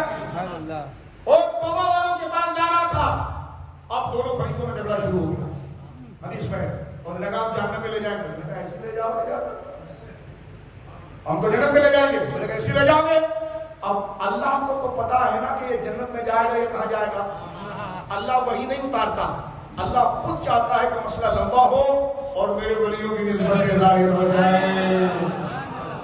اللہ نے تیسرا فرشتہ بھیجا, اس نے بولا بھائی میں تمہیں صلح کراتا ہوں. اب وہ آ گیا پنچ بن کے, اس نے کہا بھائی تمہارا کیا مسئلہ ہے؟ کہ بھائی سیدھا سا مسئلہ ہے, 100 بندے مارے اس نے, ہم اس کو جہنم میں لے جا رہے ہیں, اور یہ اللہ کہہ رہا ہے جنت میں لے جائیں گے. اب 100 بندہ مار کے وہ جنت میں جاتا ہے. اس سے بھائی آپ کا کیا مسئلہ ہے؟ انہوں نے کہا بھائی یہ کیسی بات کر رہا ہے, مانا کہ 100 بندے مارے, لیکن یہ توبہ کے لیے ولیوں کے پاس جا رہا تھا. اب پھٹا شروع ہو گیا. اب یہ جو بیچ والا تھا, اس نے کہا کیا فیصلہ کریں؟ اب بھی اللہ نہیں بتا رہا. اللہ نے وہ جو فیصلہ کرنے والا تھا نا, اس کے دل پر وہی اتاری. کا فیصلہ یوں کراؤ کہ جہاں اس نے گناہ کا کام کیا اور بندہ مارا ہے, اور اس کی لاش یہاں پڑی ہے, اس کی پیمائش کرو اور اس کو ناپو. اگر یہ اس بندے کے قریب جہاں گناہ کیا ہے یہاں نکلے تو یہ جہنم میں جائے گا, اور اگر وہ بستی والوں کے پاس نکلے تو جنت میں جائے گا. اب مجھے آپ خود بتاؤ, بستی تھی 40 میل دور. او سنیو, بولو نا سبحان اللہ, او سچ بچ کے بولو نا سبحان اللہ. بستی تھی 40 میل دور, اور جو گناہ کی جگہ تھی وہ 4 فٹ تھی. اب مجھے بتاؤ اگر گنا جائے گا تو یہ پکڑا جائے گا نہیں پکڑا جائے گا؟ قدرت کہتی ہے ایسی پکڑا جائے گا. ہم دنیا کا نظام بدل دیں گے لیکن اپنے ولیوں کی پگڑی جھک جائے یہ نہیں ہوگا. رب نے زمین کو حکم دیا زمین الٹی ہو گئی. وہ 4 فٹ ہو گیا یہ 40 فیٹ ہو گیا. توجہ ہے. اب آپ دیکھیں اگر اس طرح ہوتا تو پکڑا جاتا لیکن نسبت آپ دیکھیے رب نے زمین سے کہا پلٹ. یہ 4 فٹ 40 ہو گیا وہ 40 4 فٹ ہو گیا گنا گیا ولیوں کے قریب تھا نبی ہو گیا. میں نے کہا دادی جب خدا بخشنے پر آ گیا ہے تو تم بھی تو مان لے گا. جب خدا خود بخشنا چاہتا ہے اپنے محبوبوں کی نسبت. اب جو آئی آپ کی بات یہاں پر مجھے بندہ کہنے گا شاہ صاحب یہ تو عجیب بات کر دی آپ نے. میں نے کہا میں نے کوئی عجیب بات نہیں میرے کو حدیث میں ہے. بعض لوگوں کو زیادہ نیک بننے کا شوق ہوتا ہے. زیادہ نیک سے مراد شریعت ہے پھر بھی کہ لگے یار اس نے 100 بندے مارے اس میں سے کوئی کسی کا باپ ہوگا شاہ صاحب کوئی کسی کا بیٹا ہوگا کوئی کسی کا بھتیجا ہوگا اور حقوق العباد تو اللہ رب العالمین معاف نہیں کرتا. تو یہ کیسے ملا جائے گا. میں نے کہا اپنی تبلیغ اپنے پاس رکھ. یہ جو میں کہہ رہا ہوں نا یہ میں نے کہہ رہا رسول اللہ نے کہا. بات سمجھ رہے میری آپ سبحان اللہ. بات سمجھ رہے کہنے کہ کیا ہوگا. میں نے کہا اس کا حل یہ ہوگا میں تجھے بتاتا ہوں. غریب نواز کے سب میں نے کہا دیکھ قیامت کے دن جب وہ 100 بندوں کے ورثہ آئیں گے خدا کے آگے اور کہیں گے مولا اس نے ہمارے 100 بندے مارے تھے اس میں سے کوئی کسی کا باپ مارا ہوگا کسی کے بیٹے کو مارا ہوگا کسی کے بھتیجے کو مارا ہوگا کسی کے کزن کو مارا ہوگا. وہ 100 کھڑے ہو گئے کہ یا اللہ یہ غصہ کیسے جائے گا ہمارا حق دلا. توجہ ہے. ایک حدیث مسلم امام محمد میں کہ ایک مجاہد دیکھو کسی کا پیسہ اور حق نہیں کھانا کیونکہ یہ خدا معاف نہیں کرتا. حضور نے فرمایا ایک مجاہد جس نے راہ میں اللہ کی راہ میں جان دی اس نے کسی کو کچھ پیسے کھائے تھے وہ جنت میں جانے لگا تو بندے نے ہاتھ پکڑ لیا اس کا کہ یا اللہ یہ جنت میں کیسے جائے گا اس نے دنیا میں میرے پیسے کھائے ہیں. رب کہے گا تیرے پیسے میں لوٹا دیتا ہوں. معاف تو نہیں کرنا ہے لیکن میں اگر تیرے کو راضی کر دوں اور وہ تجھے دے دوں تو تو میرے بندے کو چھوڑ دے گا. کہا اللہ اس کو اجر دے گا اور وہ بندہ چلا جائے گا. تو یہ جزیہ حدیث میں ہے. اب یہ قاتل کیسے بچے گا جس نے 100 بندے مارے. توجہ ہے آپ کی. یہ کیسے بچے گا. یہ ایسے ہی بچے گا. اس حدیث کو سامنے رکھے کہ جب یہ قاتل جو ولیوں کی وجہ سے بچا گیا یہ جنت میں جا رہا ہوگا تو 100 برادری 100 بندے چو چو چو چو ہے کہاں جا رہا ہے. اور کہ ایک بچہ کہے گا میرے ابا کو مارا ایک کہے گا میرے بھائی کو مارا. وہ کہے گا بھائی مجھے اللہ نے کہا جنت میں جاؤ. اب وہ 100 بندے اللہ سے پوچھیں گے یا اللہ یہ جنت میں کیسے جا رہا ہے. اللہ کہے گا پہلے فیصلہ کرو تمہیں یہ بندہ چاہیے یا ریوارڈ چاہیے. انہوں نے کہا کوئی ٹائم ملے گا مشورہ کرنے. وہ 100 مشورہ کرنے لگے. انہوں نے کہا یار 100 ہم ایک دوسرے پر ایسی بھاری ہیں اس کو بھی پکڑ کے اپنے ساتھ لیں گے فائدہ کیا ہوگا. بھائی بینیفٹ لو بینیفٹ. وہ کہیں گے یا اللہ ہم اس کو اکیلے کو لے جا کے کیا کریں 100 ہم نہیں پھر سکتے 101 ہو جائے گا پھر اس کو ہم کیا کریں. میں فرمائے گا کیا چاہتے ہو. کہ بدلہ چاہتے ہو. فرما بدلہ میں دے دوں گا چھوڑ اس کو تم. اس طرح وہ بشا اور سبحان. اب آپ دیکھیے جس نے 100 بندے مارے تھے اس کی توبہ وہاں پر بھی قبول ہو سکتی تھی لیکن اس کو کہا گیا وہاں جا کر مانگ. وہ کہہ رہا بھائی توبہ کے ہی تو جملے کہنے ہیں نا یہاں کہوں یا وہاں کہوں سنتا تو ہر جگہ سے ہے. بات ہوئی مسئلہ سننے کا نہیں ہے مسئلہ لازم ہونے کا. ایک حدیث پاک جو میں سنانا چاہتا سنیے پھر جماعت سے حدیث پڑھیں نماز پڑھیں گے اور یہ نماز کی پھر لذت تم محسوس کرو گے. لذا دیکھو ایک بندہ گولڈا شریف سے آیا ایک بندہ اجمیر شریف سے آیا ایک بندہ کچوچا شریف سے آیا وہاں سے کچھ تبرک لایا. اب یہ ٹھیے پر بیٹھ کر دانت سے گوشت نکالتے ہوئے ہنس رہے ہیں. یہ کیا کر رہا ہے یہ تو مٹی لے آیا. اس کو بول بیٹا مٹی تمہارے مکتب کی نہیں ہے یہ ولیوں کی دہلیز کی ہے. کہنے لگے اس سے کیا ہوتا ہے. میں نے سب پھر کیا ہوتا ہے. بخاری شریف مسلم شریف مستدرک مسند امام احمد میں 4 سے 6 جگہ یہ روایت ہے. میرے بچوں یہ بہت آسان روایت ہے دین کو سمجھنے کے لیے غور کرنا. چند منٹ کوئی 5 سے 6 منٹ میں بات ختم ہو جائے گی. توجہ کرنا کیا ہے حدیث پاک. رسول اللہ کی زندگی کی آخری حیات ظاہری کی آخری جنگ غزوہ تبوک. غزوہ تبوک سے جب حضور لوٹے ڈیٹیل کو چھوڑ کر جب سرکار مدینے کی طرف آنے لگے تو حضور کا گزر ہوا اس جگہ سے جہاں صالح علیہ السلام کی قوم پر عذاب آیا تھا. مدائن صالح سے حضور گزرے.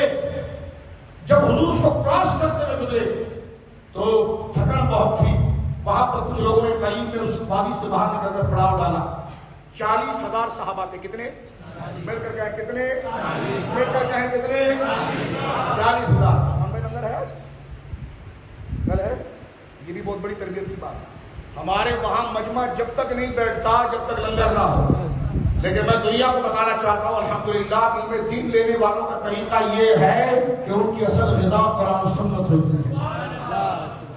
لنگر کی حفاظت اپنی جگہ پر ہے لیکن ہمیں یہ عادت ڈالنی چاہیے کہ ہم صرف دین ہی کی محبت میں آئیں. ہاں یہ الگ بات ہے کہ نیاز کی نسبت جب اللہ والوں کے ساتھ ہو جائے اس کا اجر و انعام اس کا فضل و کرم پڑ جاتا ہے. لیکن بعض کمزور لوگ کہتے ہیں کھانا ہے آخری ٹائم پر جائیں. لیکن یہ مجمع دیکھیں شروع تقریر سے بیٹھا ہوا ہے. تو یہ علم دین کی خواہش اور حوث ہونی چاہیے کہ ہماری اصل غذا ایمان کی پختگی اور کیا بات ہے سبحان اللہ. سنیے میرے دوستو 40,000 کتنے مل کر کہیں کتنے؟ 40,000 صحابہ کرام. میرے دوستو بزرگوں انڈیا پاکستان میں ایسی بھی آٹا مہنگا ہو گیا. اب آپ اندازہ لگائیے 40,000 کا آٹا کتنا بنے گا. رات کو پڑاؤ ڈالا گیا. اب 40,000 آدمی کی روٹی بن رہی ہے یا کم سے کم جتنے کی بنی. آج آٹا گوندا جا رہا ہے. حضور اپنے خیمے سے نکل آئے. حضور اپنے خیمے سے نکل آئے اور اپنے باورچی سے پوچھا آٹا گوند رہے ہو؟ کہاں؟ کہ یہ آگ پر کیا بن رہا ہے؟ کہنے کہ حضور ہم نے اونٹ ذبح کیا ہے اور اس کا شوربہ جو ہے سالن بنا ہے. حضور نے کہا یہ آٹے کے لیے پانی کہاں سے لیا؟ گوندنے کے لیے. بات سمجھ میں آ رہی ہے آپ کے؟ اور یہ سالن بنانے کا پانی کہاں سے لیا؟ یہ کسی عام بندے سے بات نہیں ہو رہی. وہ حضور کا باورچی ہے صحابی ہے. ان کو حرام حلال سب سمجھ میں آتا ہے. انہوں نے کہا حضور یہ جو سامنے کنواں ہے نا باؤڈی کیا کنواں کیا کہتے ہیں وہ جو سامنے یہاں سے لیا ہے. حضور نے کہا مجھے بتا کہاں سے لیا. وہ آئے اور کہا حضور یہاں سے. حضور فرمایا اس کنویں سے اس باؤڈی سے پانی لیا تم نے؟ کہا. حضور فرمایا سارا آٹا پھینکو اور یہ سالن کی ہانڈی کو الٹی کرو. نبی پاک دیکھو ہم جب گھر میں کھانا کھاتے ہیں ہمارے ابو امی ہمیں ایک ادب سکھاتے ہیں کہ دسترخوان پر اگر ایک چاول کا دانہ بھی گر جائے اور یا روٹی کا ٹکڑا گر جائے نبی پاک نے فرمایا اس کو صاف کر کے کھاؤ. حضور کی تعلیم تو یہ ہے. میں آپ کو ذرا ایک طلب پیدا کرنے کی روایت پیش کر رہا ہوں. حضور کی تعلیم یہ ہے کہ روٹی کا ایک لقمہ گر جائے تو ضائع نہ کرو. آج 40,000 آدمی کا آٹا اونٹوں کے آگے پھینکا گیا. توجہ ہے روایت یاد رہے گی. کبھی سنبھال کر کھانا بھی سنت ہے کبھی پھینک دینا بھی سنت ہے. 40,000 آدمی کا آٹا پھینکا گیا. پھینک دیا جی اونٹوں کے آگے. سالن الٹا کر دیا. آپ حضور نے فرمایا کچھ اور گوشت ہے کہ ہے. کہا کچھ اور آٹا ہے. کہاں؟ ڈالو تھال میں ڈالا. کہا میں بتاتا ہوں پانی کہاں سے لینا ہے. اس باؤڈی کنویں کے آگے حضور چلنے لگے. مسلم شریف بخاری شریف دکھانے کی ذمہ داری میری. اور یہ اگر آپ چلے جائیں کتاب المناقب میں بخاری کتاب المناقب کی انڈیکس میں جائیں وہاں قوم سمود کو انڈیکس میں لکھا گیا ہے. اس کو کھولے وہاں امام بخاری نے 2 حدیثیں اسی موضوع کی ایک ساتھ لائے. جو ہے بخاری شریف دیکھیں آپ. حضور آگے گئے ادھر ایک اور کنواں تھا ایک اور باؤڈی تھی. حضور نے فرمایا یہاں سے پانی لے. اور کمال یہ کہ وہ جو باؤڈی اور کنویں کی منڈیر ہوتی ہے دیوار حضور نے اسی دیوار کے ساتھ اپنا تکیہ لگایا اور دیوار کے ساتھ حضور بیٹھے. اور سبحان اللہ. سننا اس باؤڈی ایک تو صحابی دیکھتا ہے یار اس باؤڈی میں ایسا کمال کیا. حضور نے اس درخت کے نیچے خیمہ نہیں لگایا اس باؤڈی کے ساتھ لگایا اور حضور ایک بھی اس کی دیوار کے ساتھ لگا رہے ہیں. ایک بھی اس کے دیوار کے ساتھ لگا رہے. کون؟ محمد رسول اللہ جن کے فیضان سے فیض بڑھتا ہے. حضور نے فرمایا سنو میرے مسلمان بھائیو. حضور نے فرمایا یہاں سے میں جب یہ حدیث پڑھتا ہوں نا تو میں ڈانٹ نہیں رہا کسی کو ناراض نہیں کر رہا نہ کسی کو چڑھا کر ہدایت سے دور کر رہا ہوں معاذ اللہ. لیکن بغض ایسا ہے نیچے کمنٹس کرتے کہیں نہیں لکھی. میں نے کہا ایک تو غلط بات کر رہے ہو دوسرا حدیث کا انکار کر رہے ہو. کمنٹس کرتے ہیں کہیں نہیں لکھی ہوئی. میں نے کہا جو بولنا ہے مجھے برا بلا بول، رسول اللہ کی حدیث کو نہیں بول۔ میرے بھائی میں تجھے ناراض نہیں کر رہا، چڑھا نہیں رہا۔ میرے دوست بخاری شریف اٹھا، مسلم شریف اٹھا، جن کے پیچھے چل رہا ان سے پوچھ۔ میں نے منافق کا حوالہ نہیں دیا۔ یہ شیطان کنفیوژن ڈالتا ہے نا، وہ کہتا ہے کہ سب برابر ہے، اگر اس حدیث کو مان لیں گے تو ولیوں کا مقام ہو جائے گا اور ہدایت مل جائے گی، تو وہ روکتا ہے، کہتا ہے کہیں نہیں لکھا ہوا۔ میں نے بتا دیا بخاری میں بھی، مسلم میں بھی ہے، مستدرک میں بھی ہے، مسلم امام احمد میں 5 جگہ پر ہے۔ بخاری کتاب المناقب کے اندر پورا انڈیکس آپ چلیں گے انبیاء کے ذکر کے ساتھ، حضرت ابراہیم وغیرہ کے ذکر کے ساتھ، نیچے ایک لائن آ جائے گی، وہ ہے قول سمود۔ اس چیپٹر پر جا کر اس کو کھولیے، 2 سندوں کے ساتھ اگر بخاری میں نہ ہو تو پھر کوئی بتائے۔ ایک کے بعد کنٹینیو امام بخاری حدیث لا رہے ہیں، سرکار وہاں گئے۔ اور یہ جو قرآن مجید فرقان حمید میں، میرے دوستوں بزرگوں، قرآن کریم فرقان حمید میں خود سورۃ الرعد کے اندر حضرت امام قرطبی رحمۃ اللہ علیہ، حضرت امام قرطبی رحمۃ اللہ علیہ پوری اس کی وضاحت لکھی ہے۔ خیر میں کیا وقت نہیں ہے، یہ ایسی چیز ہے کہ دن کے 12 بجے سورج نکلا ہو، اگلا گئے نکلا ہی نہیں ہے، انہوں نے کہا جی آپ کی آنکھیں کام نہیں کر رہی، یہ کیا بات کر رہے ہیں؟ ساری دنیا دیکھ رہی سورج نکلا ہوا ہے اور تو کہہ رہا نہیں نکلا ہوا، سمجھ آیا؟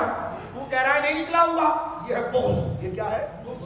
اور جب بغض ہو جائے نا معاذ اللہ تو اچھی چیز ہی بری لگتی ہے۔ ہنسنا نہیں، ایک واقعہ سناتا ہوں۔ وہ پرانے زمانے میں بندہ کہتے تھے کہ ایک شوہر اور ایک بیوی، شوہر بڑا نیک تھا، بیوی اسے روزانہ لڑتی تھی۔ ایک دن بیوی فجر کی نماز کے بعد بیٹھی، اس دیکھ رہی ہے کہ جناب ایک اللہ کا ولی ہوا میں اڑ رہا ہے، سنا ہے نا، ہوا میں اڑ رہا ہے۔ جب گھر میں وہ آئے کچھ لوگ تو اس کی بیوی کہنے لگی تم ایسے پھرتے پھراتے رہتے ہو، آج تو میں نے کہ اللہ کا ولی دیکھا ہے جو ہوا میں اڑ رہا تھا۔ انہوں نے کہا میں ہوں، روزانہ اڑتا ہوں۔ لیکن قسم کھاؤ، کہاں؟ اچھا آپ ہیں؟ پہلے تو خوش ہو رہی تھی کہ اللہ کے ولی خوش، کہ آپ ہیں؟ ہاں۔ کہا اس نے ٹیڑے ٹیڑے جا رہے تھے۔ تو مسئلہ بغض کا ہے، حدیث کا نہیں۔ پہلے اپنا سمجھ تو بات سب سمجھ میں آ جائے گی۔ اکبر نے کہا بربل کو دنیا کا سب سے خوبصورت بچہ لا۔ بربل ایک ہفتہ گھومتا رہا، اکبر کو غصہ آیا۔ اکبر کا کام کچھ نہیں تھا، اسی اٹھ پٹانگ کام کرتا رہتا تھا، بیٹا ڈھونڈ کے لاؤ، فلانا ڈھونڈ کے لاؤ، جو کام کرنے کے لیے کرتا نہیں تھا۔ اب وہ بربل آیا، ایک بچے کو لے کر آیا، اس کے پاؤں، اس کے کپڑے پھٹے ہوئے تھے، ناک بھی بہہ رہی تھی اور رنگت بھی بالکل جو ہے اس کی سیاہ فام۔ اس نے کہا یہ کیا چیز لے آیا؟ کہنے لگا یہ چیز نہیں ہے، یہ دنیا کا سب سے حسین بچہ ہے۔ کہنے لگا یہ حسین ہے؟ میرا بیٹا ہے نا۔ میں نے کہا دیکھو جب اپنا سمجھو نا تو ناک بہہ بھی رہی ہو تب بھی اچھا لگتا ہے، اور اپنا نہ سمجھو ہوا میں اڑ بھی رہا ہو تو نقص آتا ہے۔ ایک دفعہ حضور کو قبول کر لو نا، ولیوں کو آیتوں سے قبول کر لو نا، تو گھر بھی سمجھ میں آ جائے گا کہ حدیث بھی سمجھ میں آ جائے گا۔ مسئلہ کتابوں کا نہیں ہے، مسئلہ تو اس کا ہے۔ اپنا سمجھو تو ناک بہنے والا بھی پتر پیارا لگتا ہے، اور اپنا نہ سمجھو تو اونچے گنبد والوں کو بھی بندہ تیرسی نظر سے دیکھتا ہے۔ سبحان اللہ۔ سنیے نبی پاک نے فرمایا سارا آٹا اٹھا اور اٹھنی جا کے پھینک۔ ٹھیک ہے جی۔ اب حضور نے فرمایا بتاؤ تمہارے پاس کچھ اور آٹا ہے؟ کہ حضور ہے۔ فرمایا اب میں تمہیں بتاتا ہوں پانی کہاں سے لینا ہے۔ جاگ رہے ہو؟ جاگ رہے ہو؟ حضور تھوڑا سا آگے گئے، سرکار خود کہتے یہ توہم پرستی ہے، مزاروں کو چومتے ہیں، مٹی لاتے ہیں۔ میں نے کہا یہ حضور جو کر رہے ہیں اس کو کیا کہے گا؟ وہ پانی بھی پاک ہی تھا لیکن بھگوا دیا۔ اب اس دوسرے کنویں میں کیا کمال ہے؟ کوئی عام ولی بندہ مولانا نہیں جا رہا، رسول اللہ خود جا رہے ہیں۔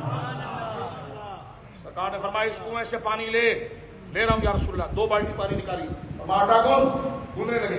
پھر حضور نے مسکرا کر فرمایا یہ پتا ہے میں نے وہ کیوں پھینکوایا؟ بولو بیٹا بولو سبحان اللہ۔ ہماری ساری دل کی تھکن اتارو، بولو سبحان اللہ۔ اور فرمایا تجھے پتا ہے یہ میں کیوں کر رہا ہوں؟ کہنے کہ کیوں؟ فرمایا اس کنویں سے کافر پیتے تھے اور اس کنویں سے سارے اسلام کی اونٹنی پیتی ہے۔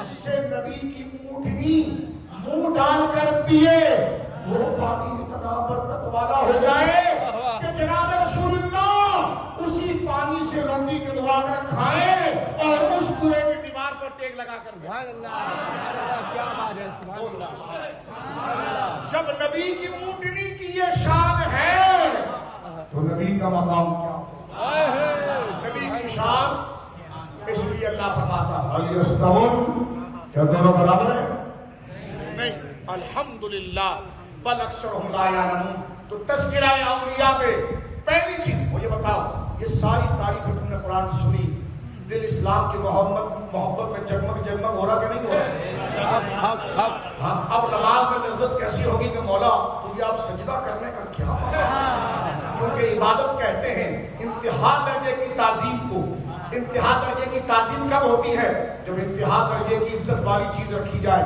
ہمارے بدن میں سب سے عزت والی چیز پیشانی ہے اب وہ رب کے حضور رکھیں گے کہیں گے مولا کیا تیرے محبوبوں کی اور میری شان ہے مولا اور کیا اسلام کا پاور ہے بولیے سبحان اللہ اللہ اللہ کیے جانے سے اللہ اب یہ نسبتیں دیکھ لی آپ نے یہ جو کہتے ہیں کہاں کا پانی لے کر آئے کہاں کا پانی لے کر آئے کہاں کا پانی لے کر آئے میں نے کہا دیکھ اس پہ نبی کی اونٹنی کا منہ لگا تھا بولو سبحان اللہ نبی کی اونٹنی کا منہ لگا پانی اتنا مبارک ہو گیا وہ پانی بھی پاک تھا لیکن اس کو اس لیے پسند نہیں کیا اس کی نسبت کافروں سے تھی یہ بھی پانی پاک ہے قبول حضور نے کہا اس پانی سے روٹی میرے لیے بنا اور میں کھاؤں سرکار شوق سے کھا رہے تھے کیونکہ اس میں وہ پانی شامل ہوا تھا جس کی نسبت سارے اسلام کی اونٹنی کے منہ سے تھی اور یہ کوئی عام آدمی نہیں کر رہا یہ بخاری میں آ رہا ہے مسلم میں آ رہا ہے اور یہ عمل رسول اللہ کر رہے ہیں اور امت کو بتا رہے ہیں کہ سب برابر